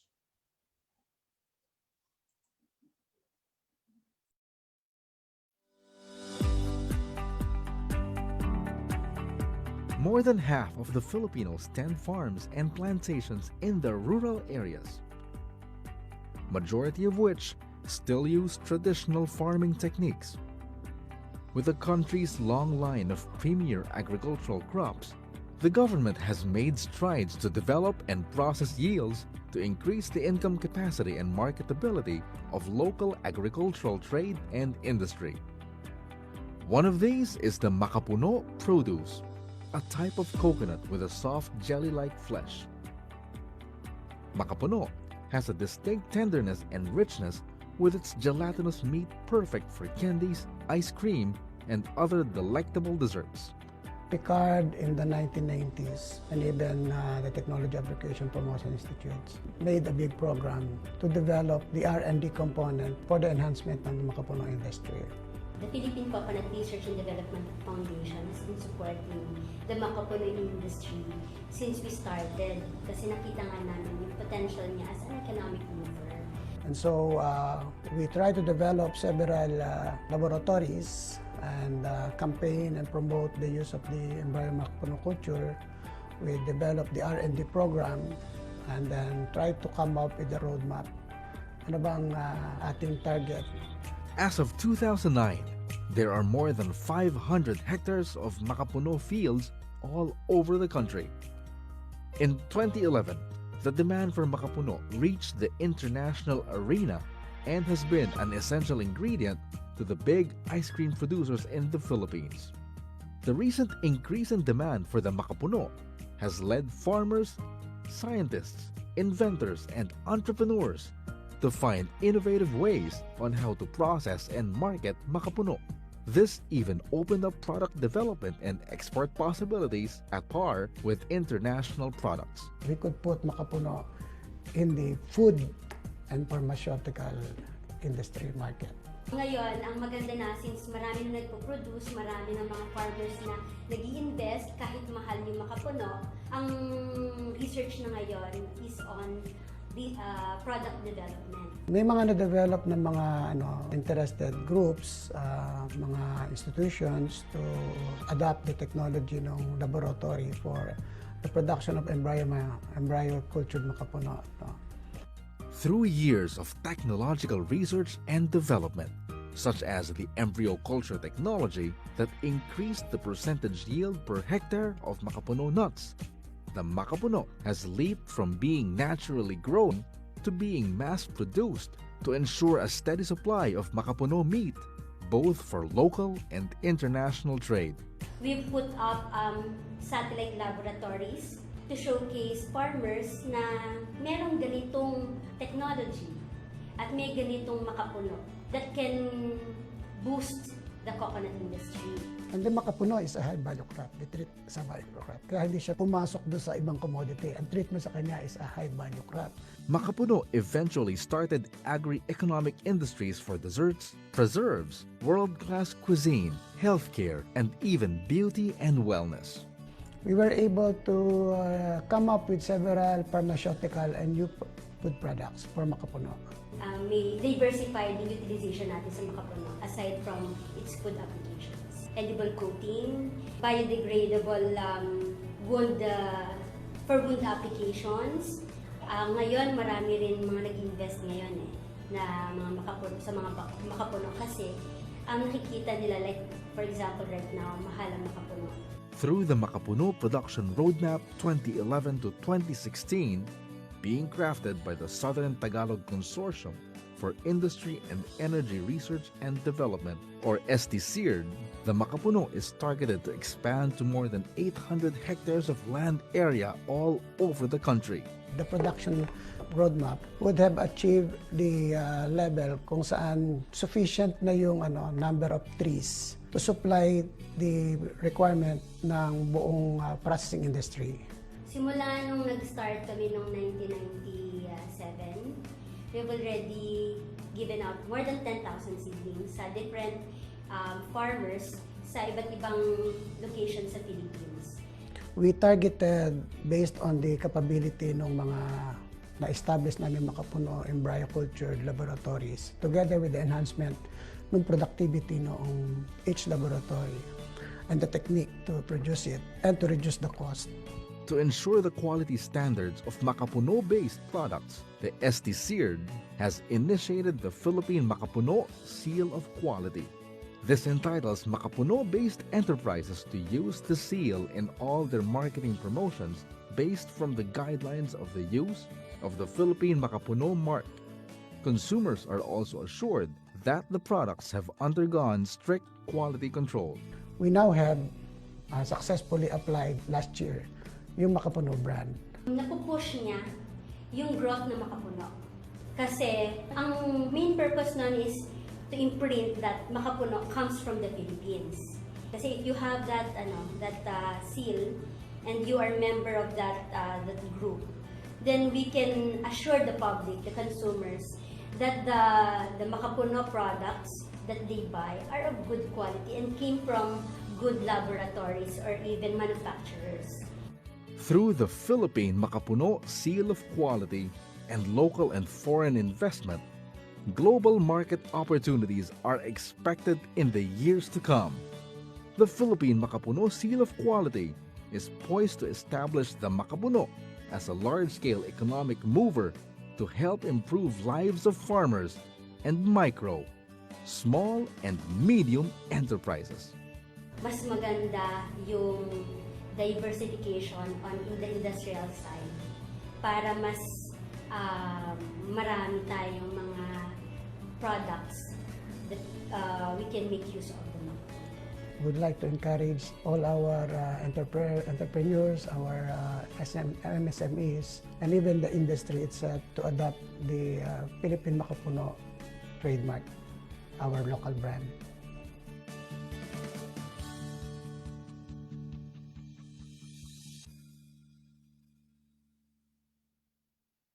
Life itself is a gift.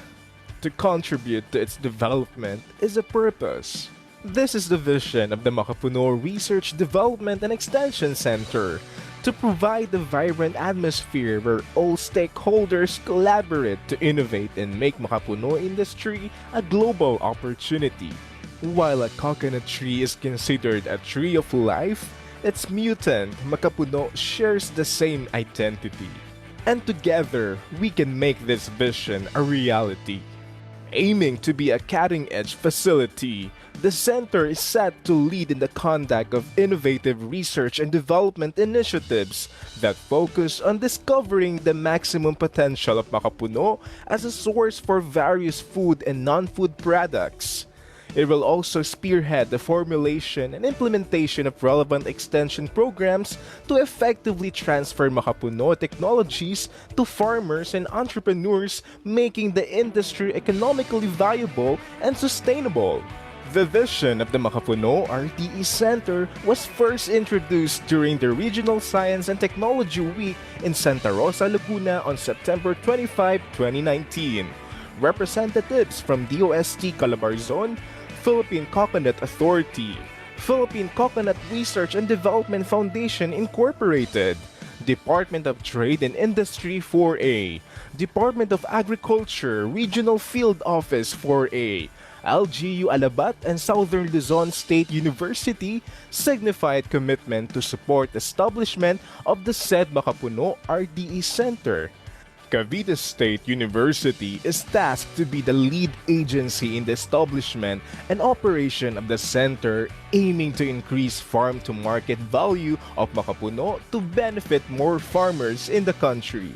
The university has been involved in ECM production since 2015 and has also established its Makapuno Tissue Culture Laboratory with the Research Center and the College of Agriculture, Food, Environment, and Natural Resources. A research and extension project with Philippine Coconut Authority was also handled by the university, aiming to establish a coconut nursery and a need-based scholarship program for children of coconut farmers in Cavite and other nearby provinces. Good day, everyone. Cavite State University has always been working on advancing research towards the development of the different sectors of the society, particularly agriculture. More than being recognized as center of excellence for quality education in our agricultural programs, it is at the core of our research and extension agenda to address the need for food security while also assisting the community on various strategies to add value to their crops. These initiatives are all set towards a vision to help improve the lives of Filipinos.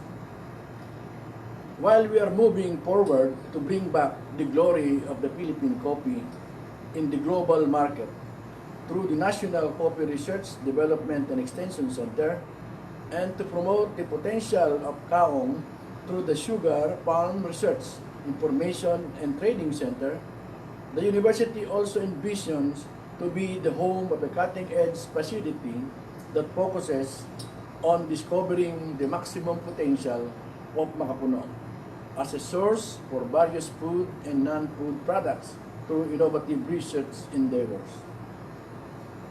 With the passionate team of researchers and extension workers from Cavite State University and the very supportive partners from the Department of Science and Technology, Calabarzon, headed by Dr. Alexander R. Madrigal, we are more than happy to make the vision come to life today as we launch the Makapuno Research, Development and Extension Center.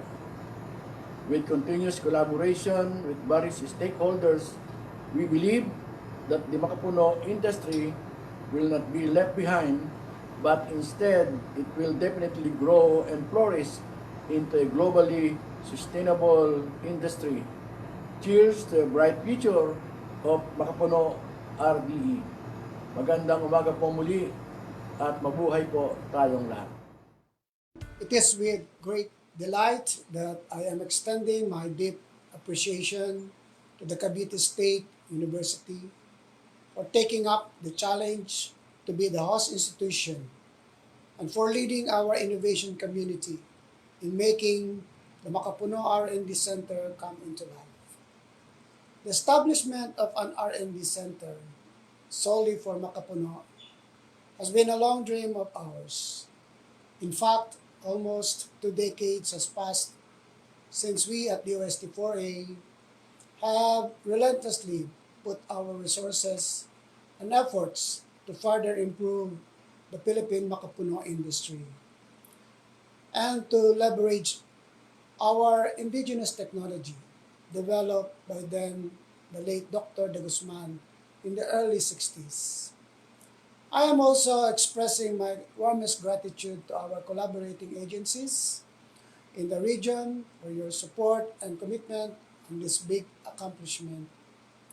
Thank you to the Philippine Coconut Authority 4A, Department of Agriculture Regional Field Office 4A, Philippine Coconut Research and Development Foundation, Inc., local government units of Alabat Island, which is Perez, Quezon, and Alabat, Quezon, Southern Luzon State University, and the Department of Trade and Industry. And of course, to Dr. Erlinda Rillo, thank you for being one of the ardent Makapuno scientists. Your passion indeed has contaminated me a lot. Without all of you, this event would not have been possible to happen. I am excited to see how bountiful will be the fruits to be reaped from our hard work and efforts. I envision that this Makapuno R&D Center will be at the forefront in the development or in developing new innovative food and non-food products using Makapuno, particularly the Makapuno Galactomanan.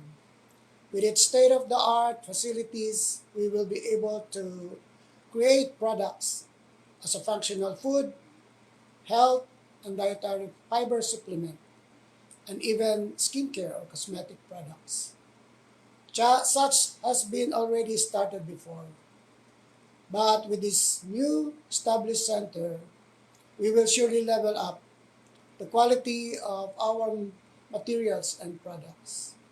As early as 2009, the UST Calabarzon has been one with you, and since then, we have believed that the Makapuno industry will go a long way in the local and international market. Knowing what we have and what we can do, this Makapuno R&D Center will not just be a building that can cater product testing, dermatological or skincare testing, nutritional analysis for functional foods.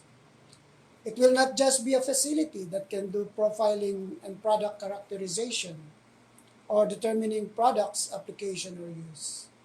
But this Makapuno R&D Center will be a home to our talented researchers and extension workers who will continue to propagate the culture of innovation. I am glad to leave public service, leaving behind a legacy of partnership and collaboration sealed.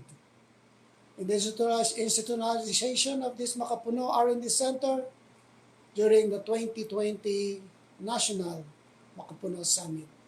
Again, my warmest congratulations to all the agencies who became instrumental on the establishment of the Makapuno R&D Center.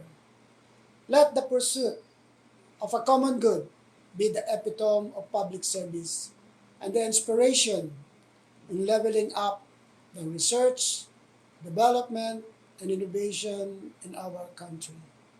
The DOST will always be your partner, as our ultimate goal is to make science closer to people. Thank you, and may God bless us all.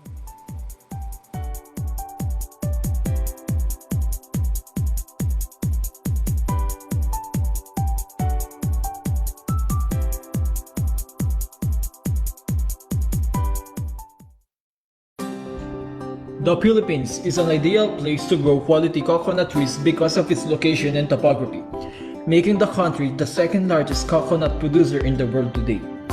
Makapuno is a high economic value coconut variety that can be found in the country.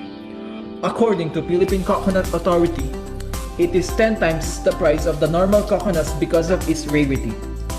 Agribusiness reports that 4 million kilograms of Makapuno meat are needed on the market yearly, while only less than 3% of the demand is met by the industry. Mass propagation of quality planting materials through tissue culture technique is being utilized to enrich the Makapuno production. One of its advantages is the certainty that the plantlets will produce Makapuno nuts. However, most laboratories often rely on growth rooms that, when poorly controlled, leads to low success rate due to contaminations.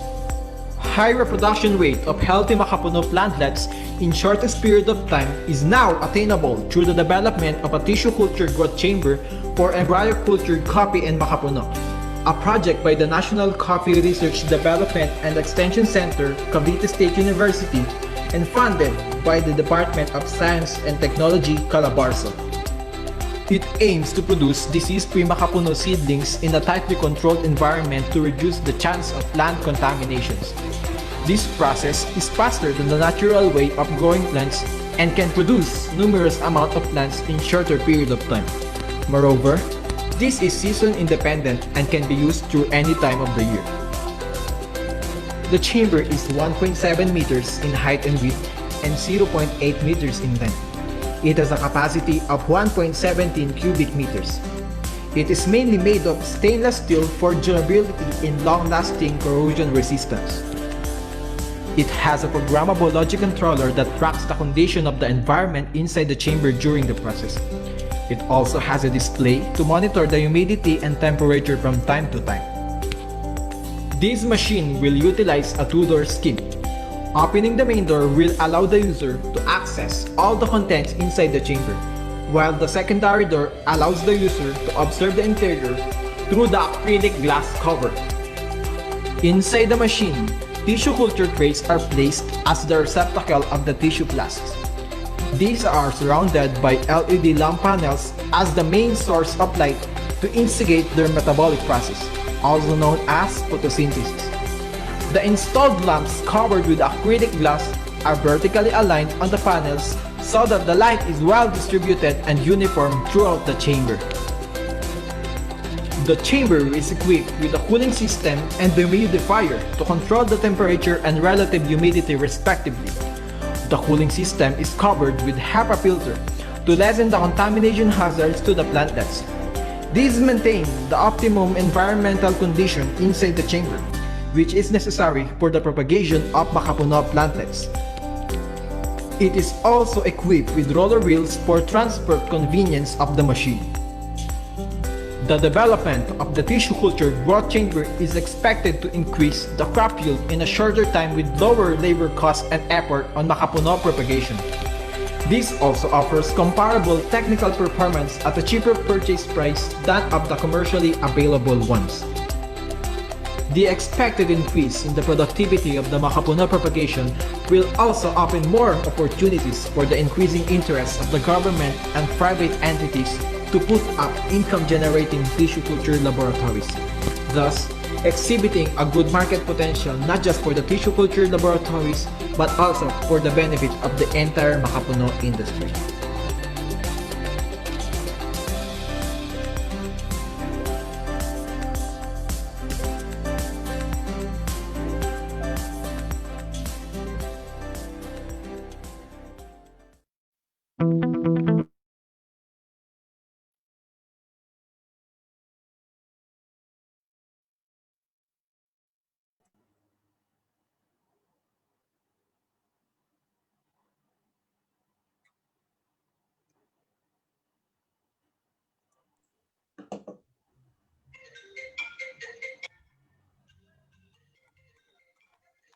Yep.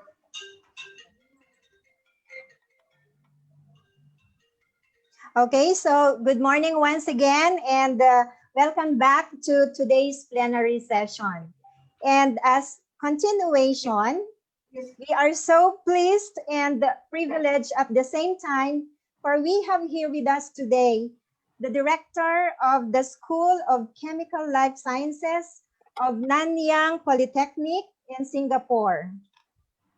Ladies and gentlemen, to talk on the pharmaceutical, nutraceutical potentials of Makapuno galactomannan and its derivatives, let us listen to Dr. Joel Lee. A warm welcome to you, Dr. Lee. Hello, everybody. Good morning. Yes, sir. Good morning. Thank you for, first of all, greetings from Singapore. I bring you greetings from Singapore, Nanyang Polytechnic. And congratulations to the organizers for organizing this second National Makapuno Summit.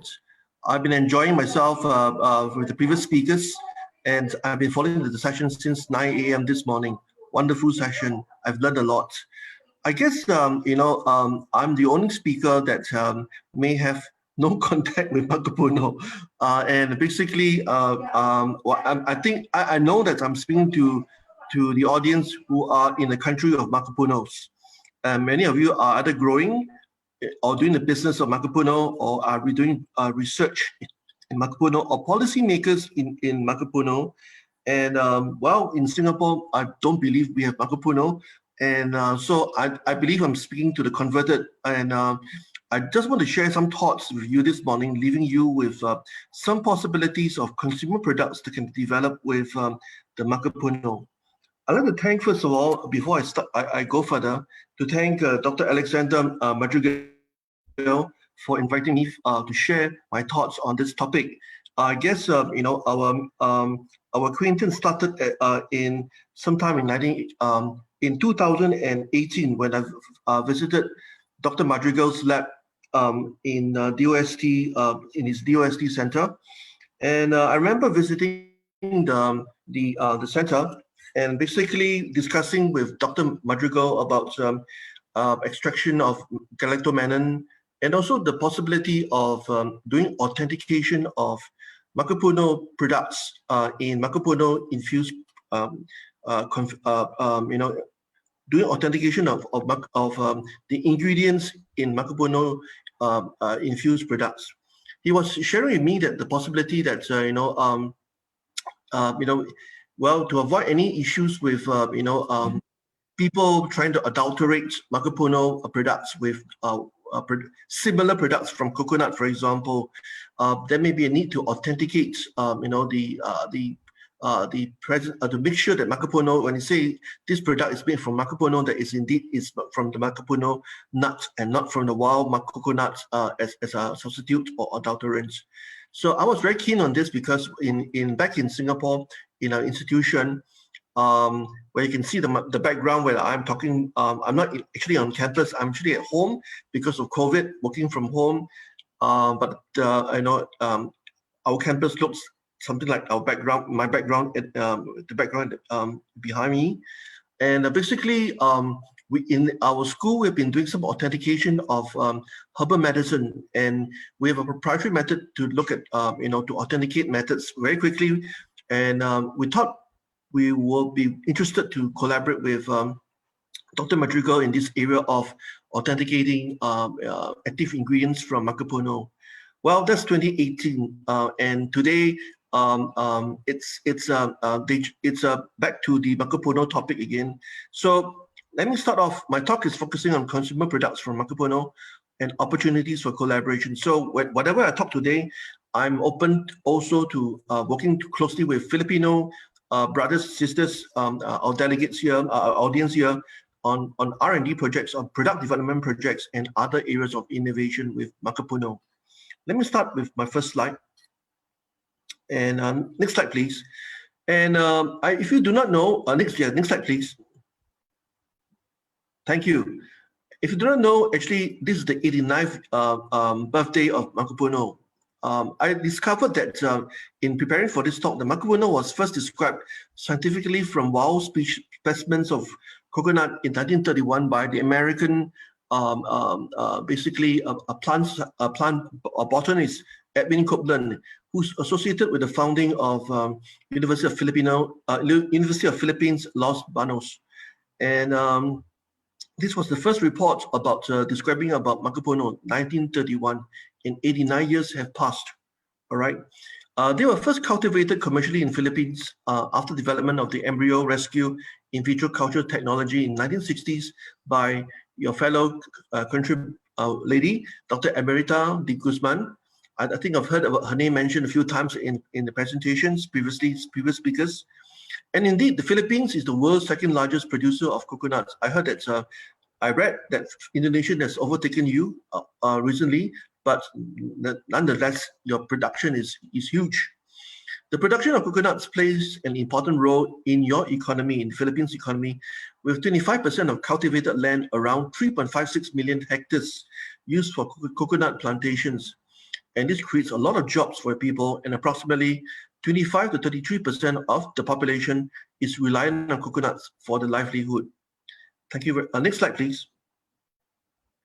And I'm just wondering, since it's the 89th, 89 years has passed since the first description of Makapuno in the literature, is it time to rethink the Makapuno industry? And indeed, this conference is a very timely conference to explore this possibility of rethinking what more can be done for the Makapuno industry.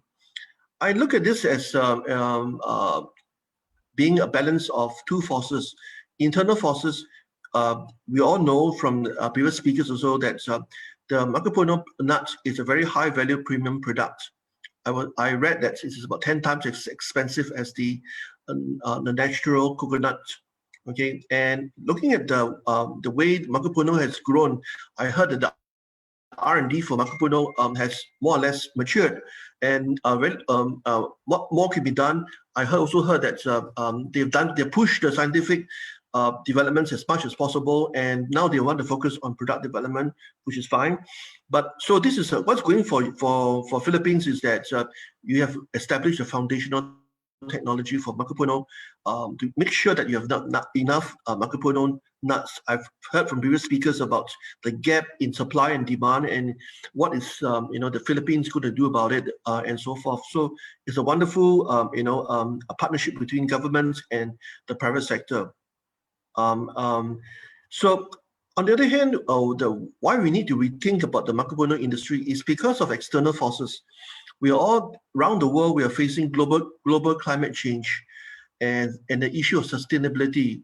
The world is depleting of resources, and it's our weather is getting hotter and hotter, or getting colder and colder, and we have got natural calamities, and from the first speaker or the second speaker, we heard about how typhoons can also affect the plantations, the supply of Makapuno, is this a driving force to rethink how do we make sure that there's enough Makapuno around for the industry and for the farmers to make a living and so forth. I also heard Dr. Madrigal mention about functional foods, and there's also a whole new movement of alternative protein. The world is looking at alternative proteins apart from cows, chicken, fish, beef, and so forth. There's a whole movement whereby people are now more climate more conscious about the climate changes and so forth. Consequently, I'm sure, and many of us have heard about Beyond Burgers, Impossible Meats, and so forth, Impossible Burgers. And even some of the big boys like McDonald's, KFC, and other players, and even Nestle and so forth are moving towards looking at alternative proteins and so forth. So do we want to think about this as a driving force for thinking about what is the roadmap for Makapuno, given these are some of the driving forces for the Makapuno industry? And definitely, I think that's there's still room to push the frontiers for putting technology to push the Makapuno R&D, innovation, and so forth. I will share some thoughts on this later on. And of course, from today's speakers, and I presume yesterday's speaker as well, that Makapuno is also being planted and grown in regions beyond Philippines, in Vietnam. I also heard about Hainan. Heard about I'm not sure about Indonesia, but definitely it's gone beyond Philippines. And international competition does makes you think about how do we make sure that Philippines does not lose out in this supply of Makapuno nuts to spur the farmers income and also to grow the industry, the Makapuno industry in Philippines. Next slide, please. Next slide, please. Thank you. So I want to share today's my sharing is about 5 potential products that that I would like to share on. Some of them are in existence, but I will share some new perspective on existing products. And these are the 5 consumer products. Lab-grown Makapuno. We heard about embryo culture technology. I will share some other additional thoughts about going beyond the ECM or ECT. Then there's the area of functional foods and alternative proteins. I mentioned to you the movement of alternative proteins and so forth. And the other one would be evidence-based health and wellness products. Why do I use the word evidence-based? Nowadays, you look at the markets around the world, whether you're talking about anywhere in the world, consumers are willing to pay a premium if they know that the product does say what it claims to give to the consumer, whether it's a health benefit or whether it's a health and wellness claim. If you take a food and it tells you that it can reduce your cholesterol and there's a scientific basis for this, and they have shown evidence for this, I'm sure you want to pay top dollars for this. Apart from most foods were produced to fill our tummies, to make sure there's enough calories for our energy, but looking at markets beyond filling our tummies, the consumers become more sophisticated. People can afford will now want to pay a slight premium or even a premium, whereby the products can give them benefits like health and wellness. And the other one will be evidence-based hair and skincare products. I'll go through this. Obviously, we know that coconuts are a rich source of VCO, virgin coconut oil, and other rich, ingredients. Is there any evidence for them? And could this be used as a new generation of products, whereby there's evidence and proof that it works and so forth? Lastly, I want to talk about converting rubbish or waste into money.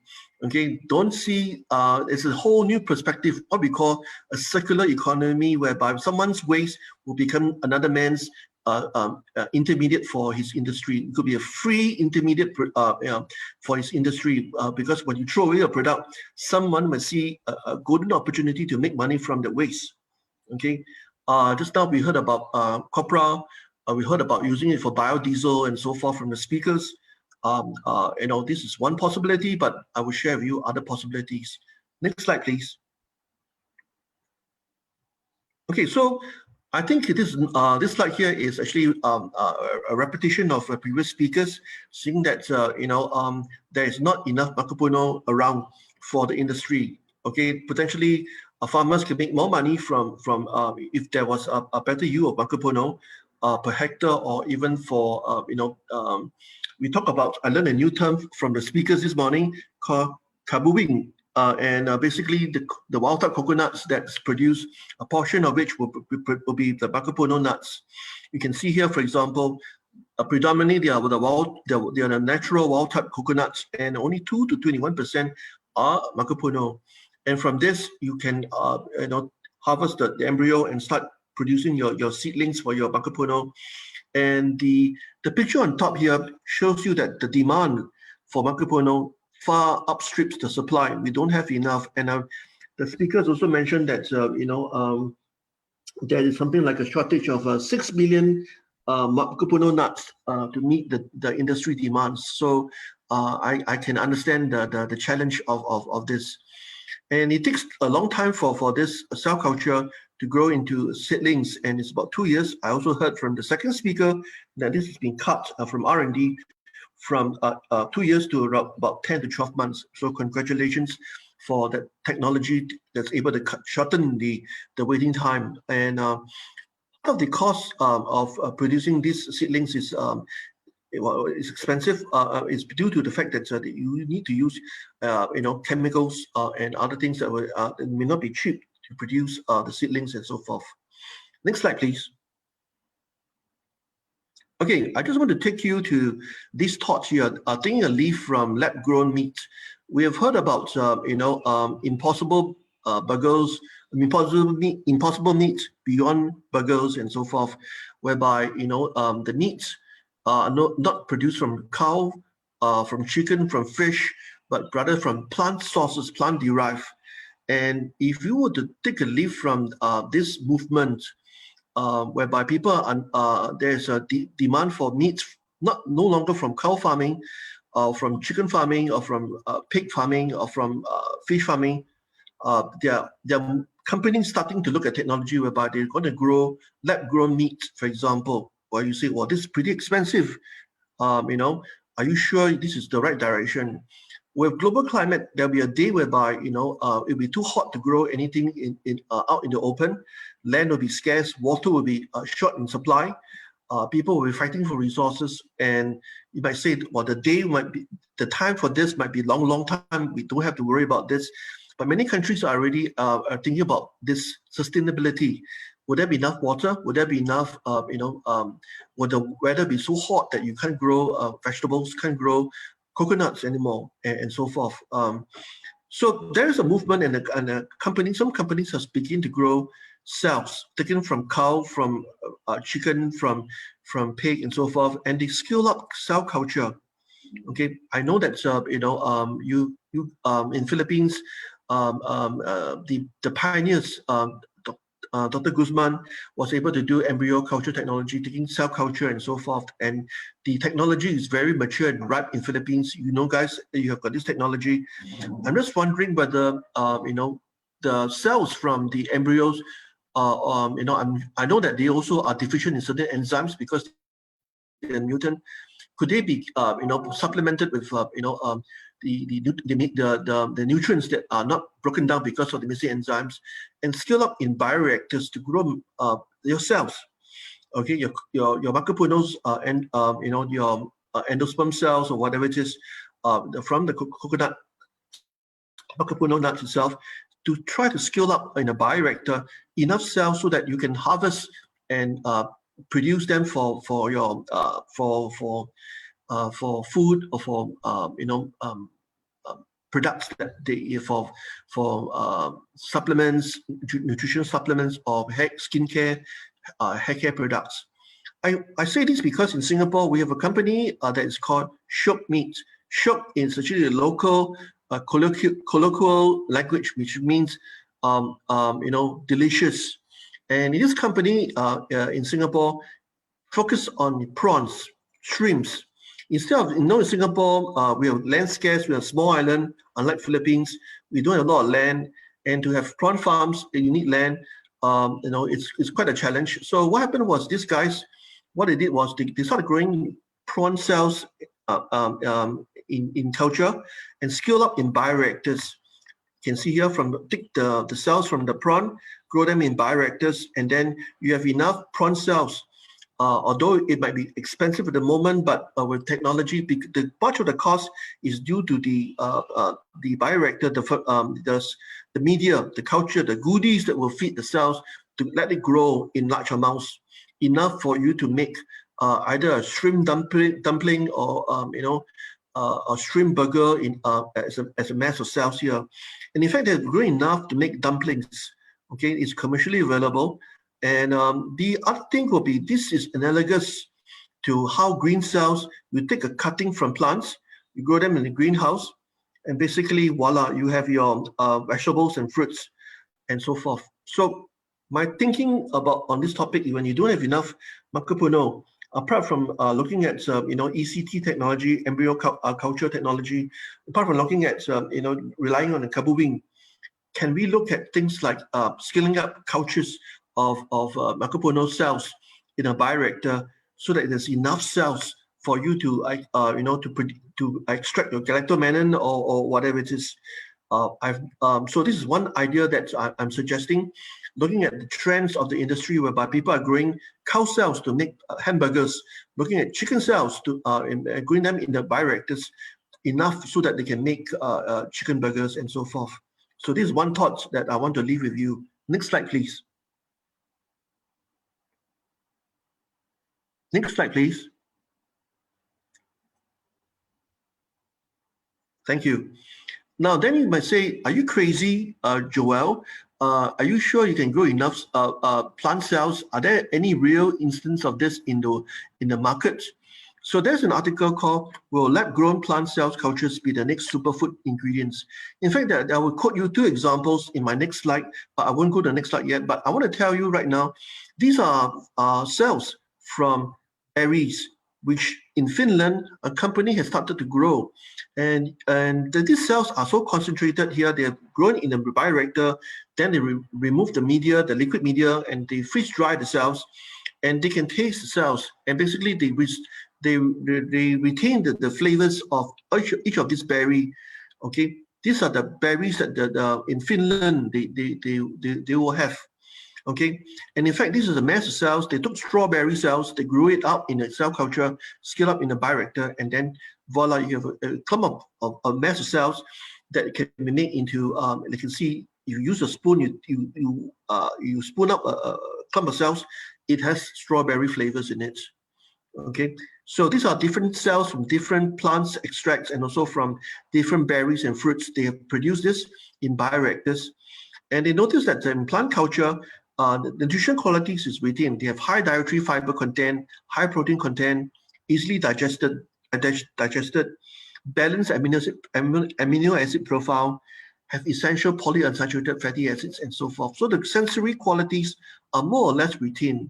I'm not sure whether when you scale up Makapuno cells, whether you will get the same Makapuno texture and flavors as well. But what is sure is that there are different commercial secondary compounds, things that are pigments like chiconin, which is found in lipsticks. Shiseido, L'Oreal will use chiconin for especially the Japanese will use this color, this natural ingredient for their lipsticks. Scopolamine and what have you. All these are even ginseng saponins are found produced from cell cultures, scale-up cell cultures, these which are based on plant cell cultures, and they've entered the market between early 1980s and 1990s. In fact, in year 2000, the US FDA has approved the production of an anti-cancer compound called Perclitexel. In short, it's called Texel. This is used for breast cancer therapy. Okay, and it's from a tree called Pacific Yew. This tree takes a long time to grow, and there's not enough of these trees for anyone to chop down or harvest for it to extract the anti-cancer compound for cancer chemotherapy. So what happened was they used cells from this tree and they use bioreactors to grow it, and they have enough. They begin optimize the condition of bioreactors and able to produce enough quantities of this active anti-cancer drug to use for cancer therapy. Okay, so these are examples of how people have used cell culture, scale up cell cultures to produce products for the market. When you have cell cultures, there's no need to worry about seasons, no need to worry about typhoon, no need to worry about too high heat and so forth because of the sunlight and so forth. No need to worry about pesticides or pests infecting your crop. Low impact on ecosystem. Water needed is not as high. The carbon footprint is also reduced. And definitely no pesticide or herbicide required here. Okay, you might say, but maybe you need to look at the sums. Because this is a business and industry, you need to look at the sums. But on the long term, if there's going to be climate changes and so forth, I think it will pay off because it is sustainable supply of your cells to extract your galactomannan or to produce the products that you want for other products. Next slide, please. Next slide, please. Okay, so these are two actual examples of how cell cultures have been used in products. Number one, in Switzerland, they have started to grow grow the cocoa cells in liquid cultures. You can see suspension cultures, taken the cells from the cocoa Anthiobroma cocoa and grow the cells in liquid culture like this. This is basically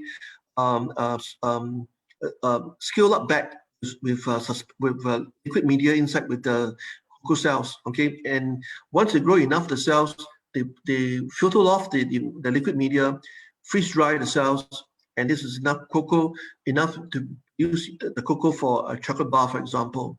Okay, so this is being done. And another one will be in Finland. There is what looks like a rice cooker here. Actually, it's a bioreactor. Allows you to grow the cells from the berries, the one that you saw just now in the previous slide with the spoon, and allows you to grow enough of these berries cells to make an extract for you to eat with your morning cereals and so forth. So it is a homemade bioreactor for you to grow berry cells and so forth. So there are actual examples of scale-up cell cultures from plants for commercial products. Next slide, please. Next slide, please. Okay, now we'll move to the next product, which is about functional foods and plant-derived proteins. I can say, you can see down here there are a lot of words. Just follow my sharing. Basically, Makapuno endosperm has a high fat content of at least about 31 to 45%, which is high fat content. And basically, this contains the lauric acid and so forth. And lauric acid is found in human breast milk as well, if you do not know. And Makapuno endosperm is also high in proteins. And according to the literature, I've not tasted Makapuno myself, so that's why I'm saying I'm talking to the converted. You guys have tasted Makapuno. It is bland. It has absence of strong odor. I think when you eat coconut, extracts, you can taste a strong coconut odor. But I was told that Makapuno, it doesn't have the strong odor like coconuts. It's bland. And next to Makapuno endosperm, a high potential material for food product development. I think we've heard from various speakers that it's heavily used in the industry, in the ice cream industry. So aside from its high moisture content, the protein content of Makapuno has been reported higher than that of the wild coconut. All right. The market indeed is looking for plant-derived proteins. And my question is, how about Makapuno? When you have beyond burgers making using plant-derived proteins to make this burger, for example, could Makapuno cells, once you have enough of these cells, be made into burgers, to make into sausages and what have you, and so forth. So could this be a substitute for vegans? There's a market demand for this, and people are willing to pay a difference between real meat burgers and beyond burgers. It's more expensive than normal beef burgers, but the market is there. People are willing to pay for beyond burgers. All right. We know that Makapuno is also very high in medium chain triglycerides or fatty acids. And I was wondering that one of the things that they noticed in hamburgers was that if they were to grow beef cells, the fat in beef is missing. It's all very fibrous, very meat, very muscle. But where is the fat? I'm sure I've eaten lechon. I'm sure people like the fat in lechon. It's not just pure muscle meat. And the question here is, how do you mimic? What can you use as a plant source to mimic the fats? Then, voila, I found out that Makapuno has got high fat content, rather medium chain triglycerides, high fat content. Could this be used as a healthy source of fat instead of fat, or fat? And indeed, the latest literature, I found out that there's a company out there that's already selling smart fat. It is taken from coconut oil. This is what plant-based companies are looking for. Hey guys, I'm telling you, there's a market for products out there for the new markets.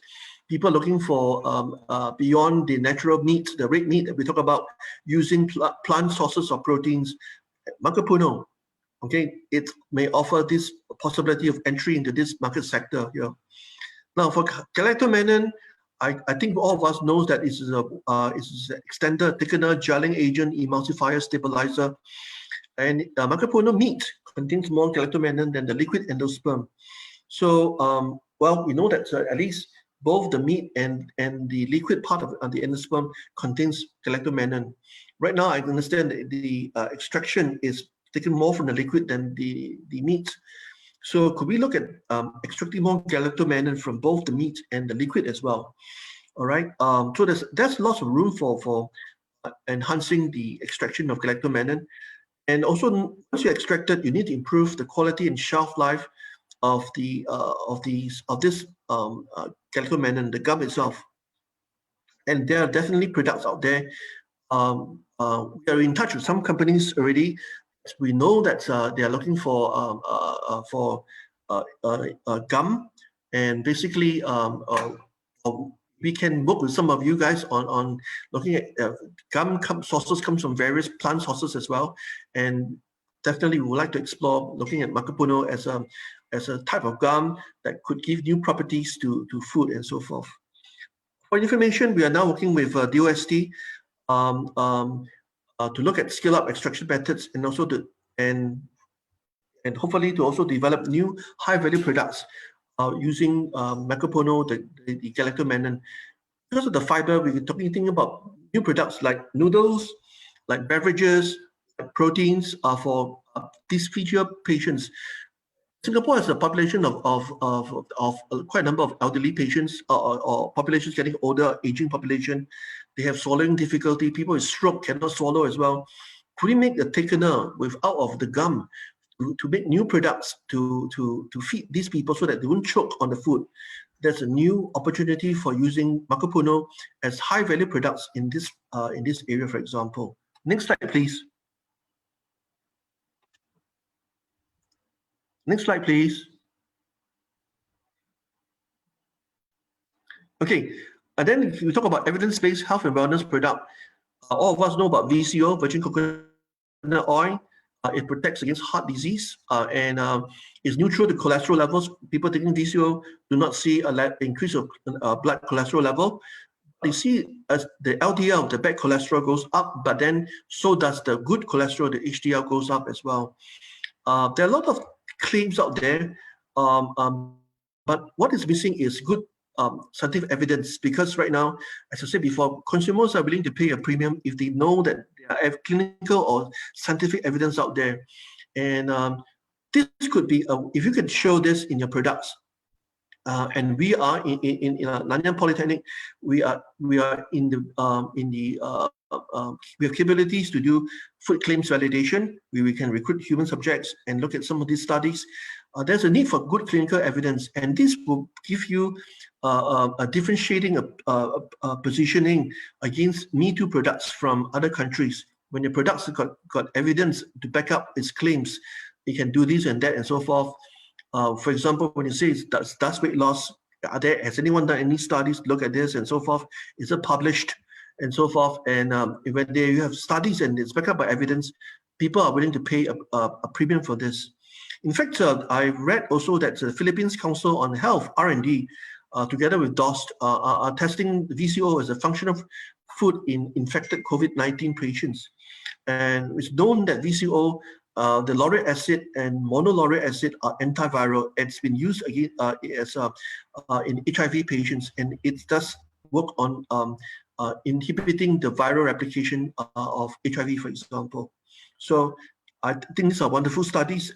Again, you can see there's a move towards showing scientific evidence, and if it does show scientific evidence, that product price goes up because it's proven to work and so forth. Next slide, please. Next slide, please. Thank you. This is evidence-based hair and skin products. I won't belabor the point, but I got this from the internet. There are already existing Filipino products that incorporating Makapuno for things like hand, body lotion, sanitizers, facial creams, and masks and shampoos and what have you. I think there's also room for other products, which are we look at Korean cosmetic products, skincare products, Japanese skincare products. They're talking about a class of products called BB cream, CC cream, day and night cream, face serum for when you apply to your face. You go to sleep, it will brighten the skin. Is it a whitener, a cleanser, lip balms, face mask, I put EBN here because we are in a school. We work with companies that develop edible bird nest that's incorporated in the face mask. And you walk around, you go to. I'm sure many of our ladies in this audience also know that in Korea, they develop a lot of functional skincare products from Innisfree and other Korean skincare companies, and they incorporate Korean ginseng, Korean herbs, and so forth. So the question here is, can we incorporate Makapuno and to develop more of this high-end products for skincare and hair care? In our school, for example, in our School of Chemical Life Sciences, SCL, we can do skincare formulation, and we've done it from a number of companies, skincare companies in Australia and in Singapore. We can do functional skin assays, look at whether there's anti-wrinkle activities, whether there's skin whitening activities. So hence we are into R&D for validation, claims validation. We can do market survey. And in fact, we look at Singapore. Singapore's R&D, national R&D program that is focused on Asian skincare and towards translational research, product development. Procter & Gamble, which is, SK2 is famous for. Unilever, Amor Pacific, which is the Korean company, parent company for industry, and other Korean skincare companies, Jovodan, Shiseido, are in town in Singapore, and they are looking constantly for products. So working with you guys on Makapuno, for example, skincare, allows us to reach, allows together with you guys to reach out to all these companies, big boys as well, if we want to push out or commercialize the products through the MNCs and so forth. Next slide, please. Next slide, please. Now, this is probably the last part of my talk, saying that in the circular economy, to a sustainable, to a country to be sustainable, we try not to create too much waste. I've been to the Philippines, and I've been to in Metro Manila. You have got a mountain, a waste mountain, or Smoky Mountain, you call it. And that was a long time ago when I was in Philippines during the Marcos Hino time. And I've been in there. I walk around the place. And right now in this world, everybody also is trying to reduce waste as well, because waste occupies space. You either bury the waste or you burn the waste. It will generate a lot of carbon footprint and so forth. So when you process your Makapuno nuts, you have your husk, your shells, and this could be converted into fibers and what have you. You can see the left-hand side of this slide, ideas for this. And in fact, in other countries like Australia, converted some of this fibers to make into food packaging and so forth. So in my thoughts on this waste, how do you use this waste? The waste could be whatever you throw out from after processing your Makapuno nuts could be looking at natural preservative, and this could be converted into money, because once you throw away, no more money. You maybe have to pay someone to go and collect the waste, or to bury in landfills, for example. But if you were to sell your waste to a company that's able, or someone is able to do the R&D to convert extract something from the waste that is being thrown out from other processing, and these are valuable ingredients or compounds you can purify out. They are worth money, for example. This could create some source of income to farmers who are pushing up, throwing up, or even to the processors, primary and secondary processors who are processing the nuts and so forth for the waste. Then comes another one about it's like once you have can you recycle some of the materials? And looking at this picture here, I think there's a hunt for natural food packaging. When you have got your this in those in boxes and so forth. Right now in cardboard boxes, can you use coconuts? Convert into natural materials like a pulp or whatever it is, to make into food packaging and so forth, to recycle them and so forth, right? So I'm talking about converting your waste, and so there's a whole area of looking at how to convert waste into something of higher value to another industry potentially. Let me show you the next slide about what we've done in the school. Next slide, please. Thank you. I want to tell you 3 case studies in the school that we've done with food waste. Number one, we work with fish farms. I heard just now that there's and part of your mission, the government's mission is to help farmers and fishers, basically the fishermen, the fish farmers and so forth, to increase their income. In Singapore, fish farming is one of there's a focus on fish farming because Singapore imports 9 out of 10 ingredients for its food is entirely reliant on imports. And basically, we know that it's not sustainable. The day when food is scarce globally and we're depending on imports, we are dead. Singapore as a nation, so there's a move towards food security. We're trying to be self-sufficient in 3 main food items. Number one, leafy vegetables. Number 2, eggs, as a source of protein. And number 3, fish. Why fish? Singapore is an island. Land is scarce. Land is meant for schools, for high-rise apartments, public apartments for our population. There is not land for food farming, for food. So we don't have the luxury like Philippines where you have large land masses. We don't have this. So why fish? We have 4 ethnic groups in Singapore. The Malays, the people who are Muslims cannot eat pork. The Indians cannot eat beef. The Chinese can eat anything except with 4 legs except the table. Okay, so the only thing that is common denominator is, and without using too much of the land in Singapore, is fish. So fish is very important, and fish farming has started to grow in Singapore.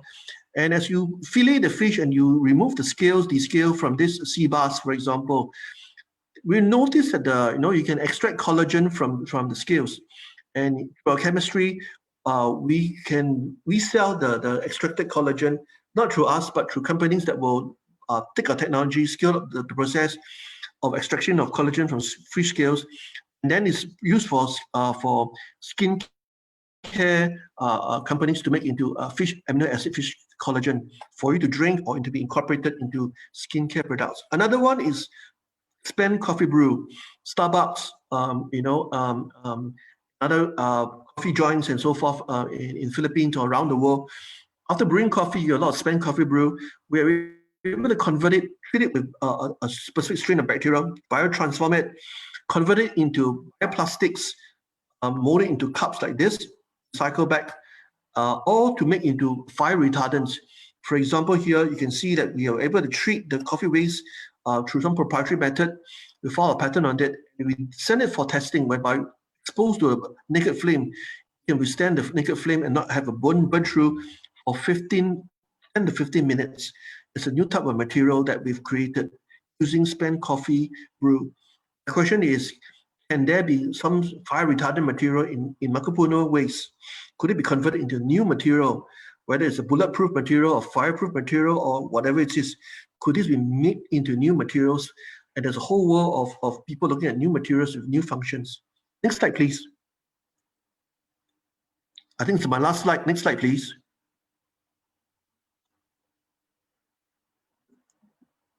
Okay, so my last slide here is it's an invitation for Philippines and Singapore to collaborate in these 5 areas, and these 5 areas we have some capabilities in these 5 areas that I talked about.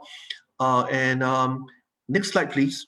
So I will end this slide here with the last slide to thank the organizers again, and to thank Dr. Alexander Madrigal for inviting me to share my thoughts on this topic. And I think the word I hear from all speakers is Selamat Po Mabuhay. Thank you very much. Thank you very much, Dr. Lee. Such valuable inputs and very interesting presentation on the potential uses and benefits of Makapuno, and to eventually satisfy the increasing demand for Makapuno and its derivatives. And thank you also for being open for collaboration with Filipino Makapuno farmers. By the way, I am Adora Joy Plete, pitching in for Dr. Agnes Francisco in the final stretch of this morning's session. So, sir, this is the first question after your presentation. How costly is the reactor-produced cells compared to that of naturally produced? This is a very good question. As I said before, we do not do scale-up production, scale-up culture of the cells. without thinking about that at the end of the day, this is a business. This is not R&D. We don't do R&D for R&D's sake. When we work with companies, we are thinking of dollar and cents for the company as well. And that's why we try not to incorporate when we grow. I think the long and short to this question here is we do not know. No one has grown a Makapuno cells in a bioreactor to tell you to give you a definite answer about the cost of growing Makapuno cells and in terms of the biomass that's generated versus a natural equivalent mass of Makapuno cells that you get from extracting from the nut itself, the Makapuno nuts. I'm sure it'll be definitely right now the natural Makapuno plantation method, ECT and so forth, is going to be cheaper than the bioreactor. But I also hear about the fact that you have land. You need land. You need expenses for fertilizers. You need and so forth. You calculate the land cost. You calculate the fertilizer cost. The time taken for a turnaround of how much you in terms of a kilogram. I'm not sure, and the fact that you need 2 years to grow from ACT to the nut itself, to the seedlings before you start growing and so forth. You put in all this time cost and so forth, and the labor and the land cost. I'm not sure whether when you grow in a bioreactor, which is probably a shorter turnaround time, you're talking about bioreactor within weeks or months, you are able to grow enough cells. Again, this is based on what people have done with other cells apart from the Makapuno cells. Then you probably be able to know that there may be it may be competitive, the price, because of the fact that you are able to grow faster, you grow more, and you don't have to crack open the nut itself to harvest yourself, because it's going to be already harvested a biomass of cells ready for you to use immediately with the relevance industry. So I do not know. I cannot give you a definite answer. But if I look at the total cost of what's used for processing Makapuno nuts to get you the cells versus a bioreactor, I think if you look at this, given the cost of time and manpower and chemicals and so forth, maybe they may be compatible. I don't know. Okay, but definitely for hamburgers and so forth, it's expensive. As I say, it's cheaper to buy beef from the supermarket than to grow your own bioreactors cells from in a bioreactor to make your Beyond Burgers. But you go to the supermarket, Beyond Burgers it's not cheap. You can buy them frozen as burgers, but they are from plants. They are not from cells.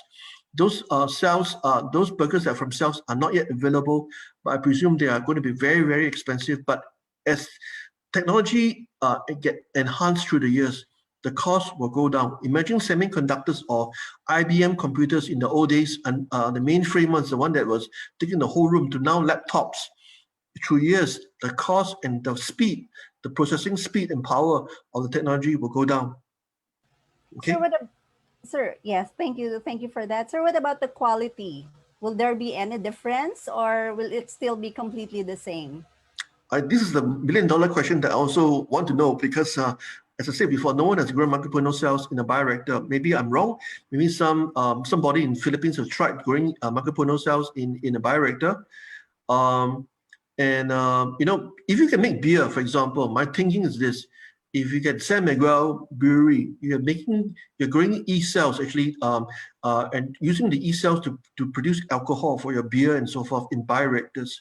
It's no different from, let's say, growing cells in stir tank reactors or whatever it is in plant cells, suspension cultures. Sure, they have cell walls, cellulose cell walls and so forth. You want to grow from 1 cell to 2 cells and 4 cells and so forth in the bioreactors. As you increase, you get more and more of the cell mass, and this is the cell mass that will have your galactomannan and your MCTs. This will give the characteristic taste and flavors and texture of the meat of the Makapuno. So whether it tastes, how it tastes from lab-grown cell culture of Makapuno cells, I really don't have no idea. This is experiment waiting to be done, and if it can be done, someone needs to do this sort of preliminary experiment to show how much does it cost right now? Does it taste you scale up, how does it taste? Does it taste like the Makapuno real stuff? The examples of the berries that I've shown you from the Finland examples of the berries that I show in through my slides, they taste like the real berries, no different from the berries. Even the strawberries, they took the strawberry cells, they grew in the bioreactors, it tastes like the strawberry as well. Ms. Flete, Ms. Flete? Yes, sir. There's a question from Dr. Madrigal, sir. This is just as a personal greeting that I would like to extend to Dr. Lee, Joel Lee, for giving us a favor to talk about the challenging issues in the research and development agenda for Makapuno. And I think I would like to thank him personally for setting us the direction. So we will be handling this this agenda more in details with our R&D Research Center from Yes, sir. Thank you very much, sir. And thank you. Thank you. Thank you. Thanks. Take care.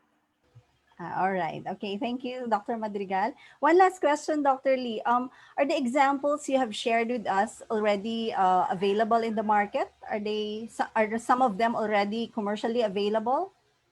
I think one of the slides I showed was that some of them are already available in the market. The production of chiconin, ginseng saponins, and so forth, they are already in the market. The one about growing the Pacific yew tree cells from the cells takes a long time to grow. These are very tall, big trees in America, and they're very rare as well. They produce the breast cancer anti-cancer compound called Taxol, Taxol, and that's not enough for you to harvest from the real tree. But so they have to grow the plant cell cultures and in bioreactors, and they have used it to make enough of this for cancer chemotherapy. So there are real examples of this for therapeutics and also for cosmetic products. Chiconin, for example, for lipsticks and so forth. All right. Thank you very much again, Dr. Lee, for your time. Thanks very much. Yes. And at this juncture, thank you, Emily. Yeah, at this juncture, we would like to award the plaque of appreciation to our plenary speaker. And it reads, DOST Calabarzon and Cavite State University Don Severino de las Alas Campus award this plaque of appreciation to Dr. Joel Lee of Nanyang Polytechnic in grateful recognition of his invaluable contribution as plenary speaker during the second Makapuno Summit, National Makapuno Summit, with the theme Empowering the Stakeholders of the Philippine Makapuno Industry Amidst the Pandemic. Given this 27th day of November 2020 via Zoom meeting and Facebook Live, signed Alexander R. Madrigal, Director, DOST-4A, and Hernando D. Robles, President, Cavite State University. Thank you once again, Dr. Joel Lee. Thank you. Have a good day. Have a good weekend. Thank you. You too, sir. Yes. And to cap today's plenary, let us all listen to the success story of a Makapuno farmer. He is from Butuan City, Agusan del Sur. Ladies and gentlemen, let's all welcome Mr. June Ayensa. Hello, good morning. Good morning, sir. Butuan City is in Agusan del Norte. I stand corrected. Thank you. Yes. Yeah. Yes. Can I have my slide, please?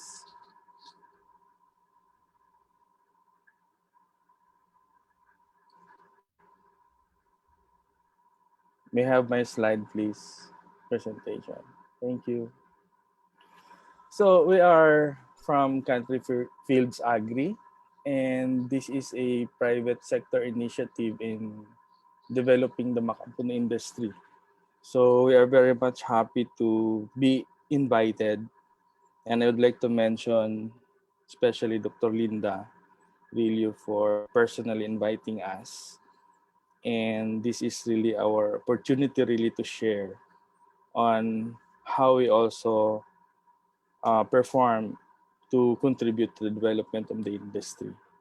So this is actually timely to really empower us, like the private sector, and be in the platform in the whole industry. So kindly, please, the second slide. So we see that the Makapuno Imbayo culture since 1960s and being commercialized in the 1990s. This is an innovation that becomes a game changer in the Philippine coconut industry because of its high value industry. So we think really since the survey in 1990s uh, during the project, no, with Picardio OST and funded by the German GIZ at that time, that we were interested really to take a look at how this industry will provide um, the whole coconut industry a break, you know. So we were our history is that we were operator of a banana tissue culture, and during that time when there was a research on Makapuno, commercialization of the Makapuno embryo culture, we participated. So kindly please the second slide, the third slide please. So Country Fields Agri is in Butuan City. It's in Agusan del Norte, and they were established in 2010. A diversified and integrated agricultural enterprise that we are having livestock and poultry. Right now we have dairy production and processing, and intertwined in our journey in farming enterprise, we have Makapuno embryo culture and production. And we became a learning site for agriculture, accredited with the Agricultural Training Institute in Caraga about 3 years ago. So next slide, please.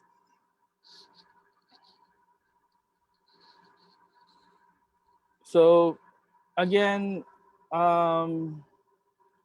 we think that we're one of the pioneers, no, in Makapuno embryo culture in Caraga region. And our humble beginnings that in 2000, we participated in a training at the PCE Davao Research Center on the protocols in embryo culture of Makapuno. And we don't have idea yet, really, on how to do it. But, well, PCA Davao Research Center accommodated us as a private operator, and we thank them. And also from the National Coconut Research Center in Visayas, I think this was at the height of the PCRDF research. And we bought some Makapuno seedlings. I think it was 5, and we traveled it by land to Mindanao. And it became the first mother plant of hybrid and Makapuno seedlings in Mindanao, planted in Hingog City in Misamis Oriental in 2003. Since then, we were producing embryo cultured Makapuno, but we were buying it from Leyte, no, in CRC. So we are, but the survival rate that time was very low because we are transporting embryos or nuts from Leyte to Mindanao.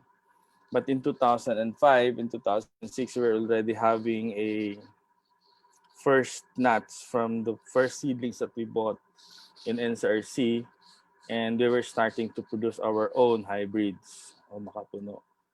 So in 2015, we moved to Butuan because we have like having an area here, and we started planting the embryo cultured Makapuno from our laboratory. Next slide, please.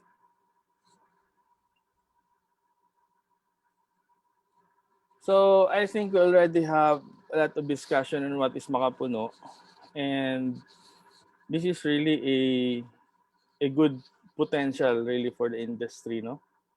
But because of its rarity, and we are here in the industry to really provide our best to develop here for embryculture.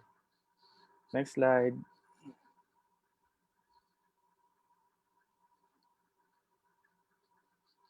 Next slide, please.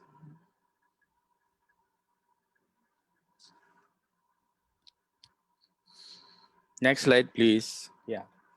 So in with uh, with Country Fields Agri, this is the protocol that we use, but basically this is the protocol also with other laboratories. We have some modification, but it's not actually a major modification, but it's part of our learning experience on how to grow makapuno in the lab. So basically, these are the steps, no, that we are applying, and even other laboratories, I think they also do this. Next slide.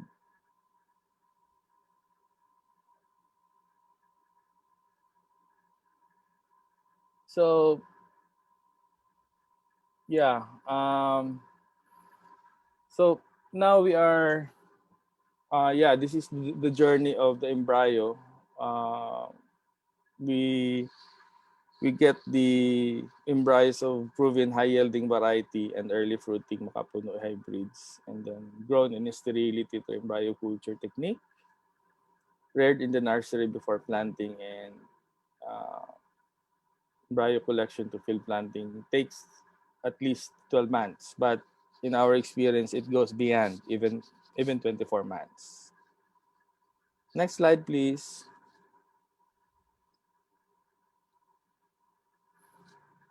This is our humble nursery.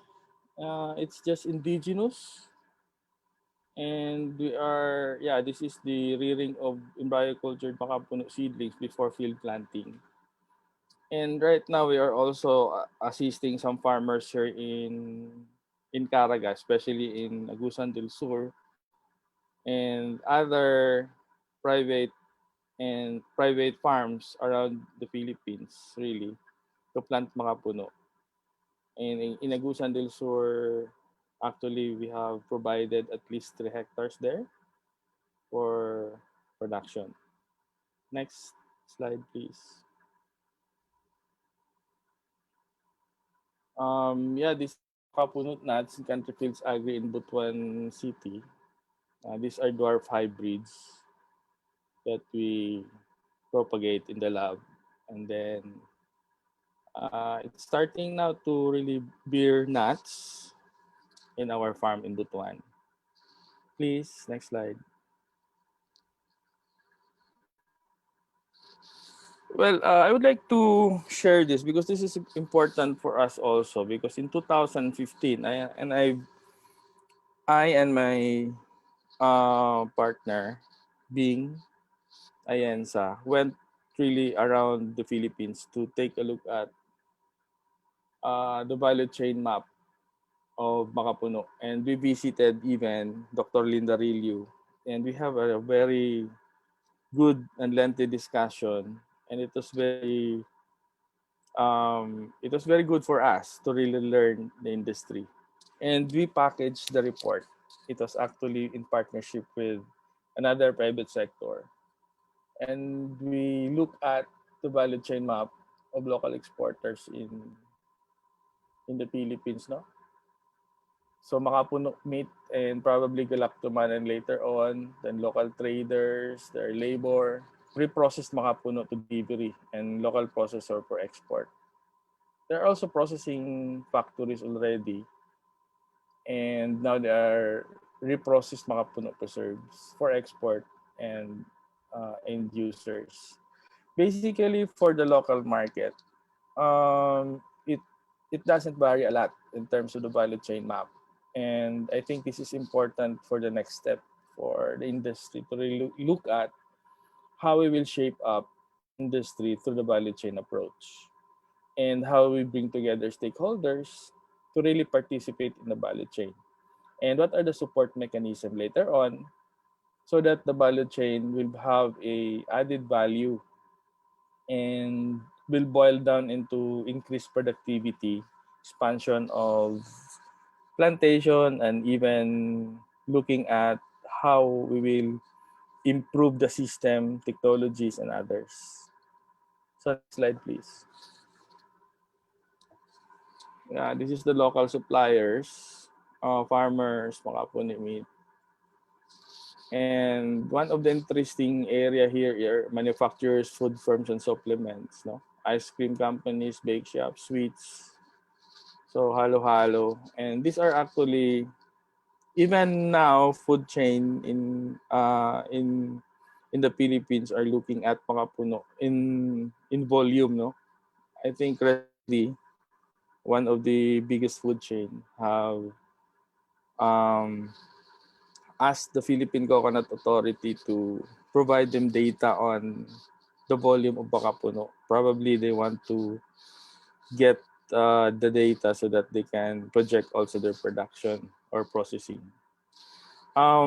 In Country Fields Agri, for now, we're just catering the local market here in Butuan. And sometimes we also send some of these to Cebu for processing abroad.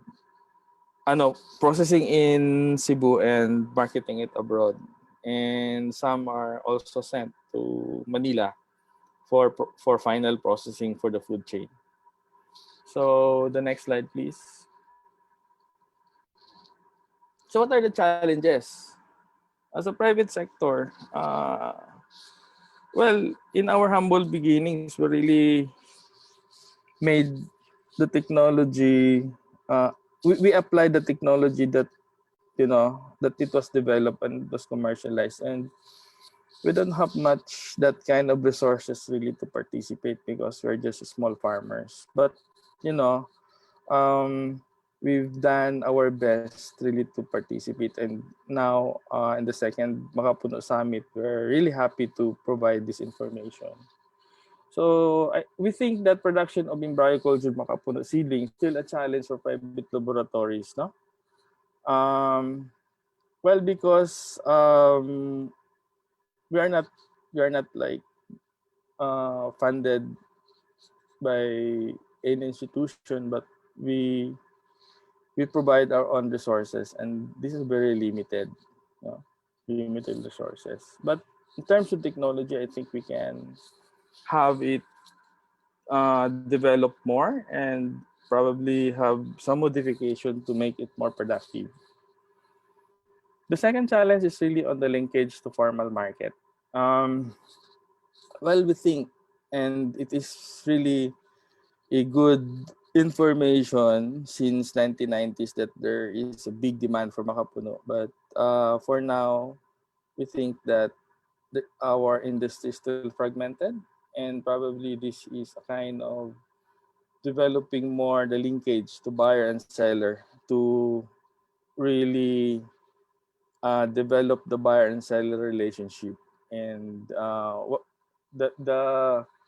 link to that really is also post-harvest operation and handling. For now, I think most of the farmers and most of the operators in the processing industry, in the local industry, they are using manual scraping and even manual cleaning of the husk and of the shell. And that boils down into the standards in Makapuno. And probably I think there are already initiatives on this that will make us more competitive in the market. I would like to backtrack again to post-harvest operation and handling because manual cleaning and manual scraping or grating and other activities in the post-harvest handling takes a lot of time and takes a lot of labor. I think this is one of the R&D area that the industry will look at, no? And storage and processing. So because most of the buyers they prefer the frozen raw meat. And what are the standards and how to store it? For now, we store it in the freezers. And well, later on, what would be the form of product that will make the quality of the Makapuno still high, no? While it's still in the storage. And one of the concern, one of the challenge really for Makapuno farmers is how, well, it's already given that there's a maturity index, but sometimes when we harvest Makapuno, it varies in terms of the number of months, no? So sometimes the maturity index of one bunch is different to the other one. So um, odors or in a like the 12-month-old is different from the 9 or the 10-month-old. So those are the challenges. The next slide, please. So way forward. Well, we believe that still product development is a challenge, and this is an opportunity as well. Then set standards for food safety compliance for Makapuno industry. And we seek support to private sector laboratories like us in on expanding our operation. And we thank the Zamboanga Research Center through the center director there, Mr. Mon Rivera. Thank you, sir, for providing us that support. Then selection of high producing lines and hybrids, because right now there are varying hybrids and there are varying lines of Makapuno, and we think that it is now right time to really take a look at selection, and those selected hybrids will be brought to the laboratory for massive production and expansion of biofuel plantation using these hybrids and high producing lines. That would be the way forward as we look at. And for now, one of the challenges really, not only for the embryo culture, but for the tissue culture of coconut to embryo genesis, probably this is an opportunity for Makapuno, and it will also be a challenge how to maintain the purity of Makapuno when you do tissue culture for Makapuno industry. So next slide, please. I think can I have an access to my camera? I would like to show you something. Yes. This is the how we produce our tissue embryo cultured Makapuno seedling in the lab. And one of the challenges really also in the lab is dormancy. I think what our researchers or our expert could provide us guidance, because this one germinated, but it will no longer be growing, no, as it moves, compared to other embryos that are germinating like this, that they produce already the roots, no. So dormancy is one of the challenge that we want to address. And for now, Country Fields Agri is also looking at, we are already processing, so the support of DOST and DTI for labeling for our own local Makapuno preserves. So I think those are the areas also already that we will share to this Makapuno Summit. Thank you very much. Thank you, Sir June from Butuan City, Agusan del Norte, for sharing your Makapuno story as well as the challenges. I believe participating in forums like this could help our farmers connect with people or organizations that can inspire and help us to improve further. And we are optimistic, sir, that people like you will remain as one of the Makapuno product value chain actors. Thank you. Sir, yes, sir. Thank you very much. Sir, question lang po, or actually, siguro advice. What can you advise to beginners or those interested to engage in Makapuno business? Yeah, one of the thing really is to plan, and take a look at how your Makapuno enterprise in the local situation will be established, and it I think it will take a 6 months to 1 year planning, and part of that planning is sourcing of the embryo cultured Makapuno seedlings, because that is very important.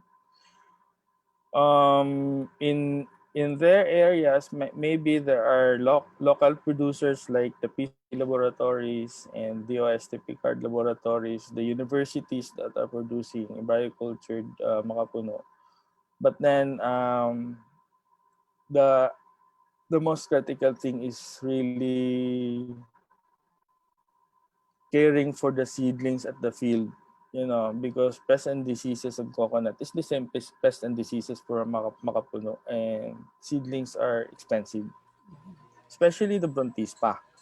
They attack the uh, you know, young plants or young palms, and it's very destructive. So I think those should be addressed, and of course take a look at the market, no, connect to the market because this is very important. Although makapuno is high value, but it takes a really connection to the market.